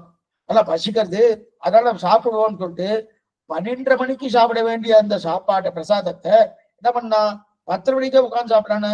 அதுக்குன்னு எல்லாருக்கும் பசி வந்துட்டணும். எல்லாம் கோபகுமார் எல்லாம் உட்காந்துட்டா. கோபகுமார் உட்காந்துட்டு தன் கை கோத்துண்டு அவர்களுக்கு கொடுக்குறான். ஒருத்தருக்கு கை கோத்துக்கிறான். ஒரு கோபகுமாரன் இன்னொரு கோபகுமாரன், இன்னொரு கோபகுமாரன், இப்படி கண்ணனோடு கை கோத்துண்டு என்ன பண்ணிருக்கா, அவர்களுக்கு இவரை கொடுக்குறா. அப்பனா அவர்கள் கை சோற்ற கண்ணன் சாப்பிடுறான். இது நடக்காத விஷயம். கண்ணனுடைய கை சோற்ற அவளுக்கு கொடுக்குறான், அவளுடைய கை சோற்ற கண்ணன் எடுத்து சாப்பிடும். இந்த மாதிரி உண்டா? இப்ப நம்ம நேரம் கோவிலுக்கு போறோம், இல்ல நம்ம ஆத்து திருவாராதன பெருமாளே இருக்க ஆரம்பிச்சுக்க. திருவாராதன பெருமாள் விட நாம எடுத்து அவர் கண்டர்ல பண்றோம். அவர் எடுத்து நம்ம கொடுக்குறாருன்னா அவர் கையால் எடுத்து நம்ம கொடுக்குறாரு. அதெல்லாம் கிடையாது, இது நடக்காது. ஏன்னா எங்கேயாவது கண்ணனிடத்துல நாம் சோறு கொடுத்து நம்ம வாங்கியிருக்கோமா கிடையாது. ஆனா அங்க என்ன ஆயிடுச்சு, நைவேத்தியம் பண்ணப்பட்ட மிச்சத்தை தான் நம்ம சாப்பிடறத வழக்க வச்சுட்டு இருக்கோமே, அதுதான் நமக்கு யுக்தம். அதுதான் நமக்கு யுக்தமே தவிர, ஆனா நம்மிடத்தில் வாங்கிக் கொள்வார். அவர் நமக்கு கொடுக்குறாருன்னா எங்க கொடுக்குறாரு, நம்மகிட்ட வாங்கிக்கிறார். ஆனா இங்க என்ன கோபகுமாருக்கு என்ன ஆயிடுச்சு, கோபகுமார்களுக்கு கண்ணன் கொடுக்குறான், கண்ணனுக்கு கோபகுமாரன் கொடுக்குறான். நண்பர்கள் ஒண்ணுக்கு ஒண்ணு பரிமாற்றம் ஆகுது. நண்பர்கள் எல்லாம் சில பேர் பண்ணி பார்க்கணும், ஒரே தட்டுல உட்காந்து சாப்பிடுவா, ஒரே இலையில உட்காந்து சாப்பிடுவா அப்படின்னு சொல்லிட்டு இருக்காரணும். இங்க அந்த மாதிரி இவ கையில எடுத்து அவளுக்கு கொடுக்குறா, அவ கையில எடுத்து கொடுத்துட்டு இருக்கா. இதுக்கு அர்த்தம் என்ன சுவாமி? சுக்கராச்சாரம் திரும்பி அர்த்தம் என்னன்னா, நம்ம ஸ்ரீவைகுண்டம் நல்லா புரிஞ்சுக்கணும். நம்ம ஸ்ரீவைகுண்டம் போறோமோனோ, அங்க போன பிறகு பகவானோடு சாமியா பத்தி மோட்சம் கிடைக்கிறது. சாமியா பற்று அப்படின்னா பகவானுடைய ஆனந்தத்தில் நமக்கும் சமமான ஒரு நிலை ஏற்படுறது. பகவானுக்கு எத்தனை ஆனந்தமோ ஸ்ரீமன் நாராயணுக்கு அத்தனை ஆனந்தம் நமக்கு இருக்குது. அப்பனா எல்லாத்திலும் சமமாக மாட்டோம், பகவானுக்கு சமமாக எல்லா விதத்திலும் ஆக மாட்டோம். ஆனந்தத்தில் மட்டும் பகவானுக்கு நிகரான சமமாகிறோம். ஆனா மீதி விஷயத்திலாம் அவர் அவராத்தான் இருப்பார், நாம் நாமாதான் இருக்கும். ஆனா ஆனந்தத்தை சமமாயிடுமோனோ, அந்த ஆனந்தத்தை சமமாக்கே அந்த பிரம்மத்துக்கு எத்தனை ஆனந்தமோ அத்தனை ஆனந்தம் ஜீவாத்மாவுக்கு கிடைக்கிறது. இதான் சாஸ்திரமே சொல்றது. ததா வித்வான் புண்ணிய பாப்பியை விதூய நிரஞ்சன பரமம் சாமிய உபைத்தி. உபனிஷத்து வாக்கியம் சொல்றது பரமாச்சாரியர் பக்தியைத்தான் மோட்சம். பரம என்னது சாமியா பக்தி மோட்சம். பரம சாமியா பக்தி மோட்சத்தான் மோட்சம்னு சொல்றாங்க. அந்த இடத்துல அவனுக்கும் இவனுக்கும் சமம்ன்றவனும் அது எங்க சமம் பார்க்கலாம், இங்க பார்த்துக்கலாம். கோபகுமாரர்களோடு கண்ணன் பெருமான் தன்னுடைய கையில இருக்க விஷயத்தை அவ்வாறு கொடுக்கிறார், அவ்வாறு இருக்கிறத வாங்கிறார். சமமாயிட்டணும். இந்த பிள்ளைகளோ கண்ணனோ வெவ்வேறு நிலையில சமமா பண்ணிடணும். அந்த சமமான தன்மையை காட்டி கொடுப்பதான் சாமியாபத்தி மோட்சம். அந்த சாமியாபத்தி மோட்சத்தை காட்டி கொடுக்கத்தான் அங்க அந்த மாதிரி நடந்ததுன்னு தெரிவிக்கிறார். அதற்கு மேற்கொண்டு பிரம்மா அபச்சாரப்படப்படுறார். இத்தனை தூரம் நடந்துட்டு இருக்கணும், பொறாம வந்துட்டு பிரம்மா. சில காரியம் நன்னா நடக்கிறதுனா நம்ம கொண்டாடணும், இல்லையா விலகியாவது இருக்கணும். அது மேல பேராசைப்பட்டு பொறாமப்பட்டு எப்படியாவது அதை மாத்தணும், எப்படியாவது இந்த அவளுக்கு அந்த ஆனந்தத்தை கொடுக்காது பொறாமப்பட்டுண்டா, அபச்சாரப்பட்டான். என்ன அபச்சாரம்ன்றது பார்ப்போம், அடுத்த வாரம் பார்ப்போம். ஆழ்வாரன் திருமணாட்சியர் பிரியேசனும் ஆச்சாரியன் திருவிதேசனும் பகவதால் திருவடிகளையே சரணம். சந்தேகங்களை சார்ந்த அவசியம் கேட்கும்படி பிரார்த்திக்கிறேன். சாயங்காலம் 5 மணிக்கு யதீந்திரவத தீபிகா காலட்சேபம் உண்டு, அவசியம் வரும்படி பிரார்த்திக்கிறேன். இன்னைக்கு அவசியம் இருக்கேன், ஏன்னா இன்னைக்குதான் தண்ணிக்கு போறேன், இன்னைக்கு சாப்பிட்டு போறேன்றது. அநேகமா அடுத்த காலட்சேபம் சாப்பியா இருக்கலாம், பார்ப்போம். இப்ப ஏதாவது சந்தேகம் இருந்தா கேட்கலாம்.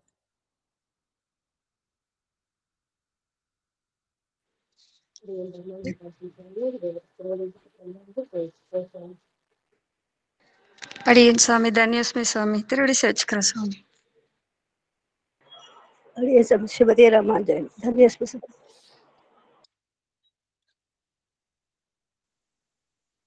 அடியேன் சுவாமி தன்யோஸ்மி.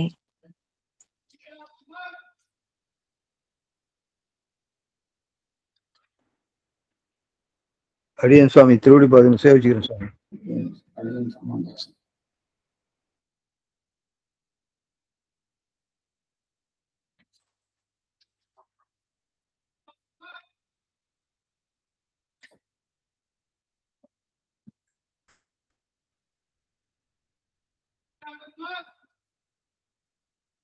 Mark and 90 mark.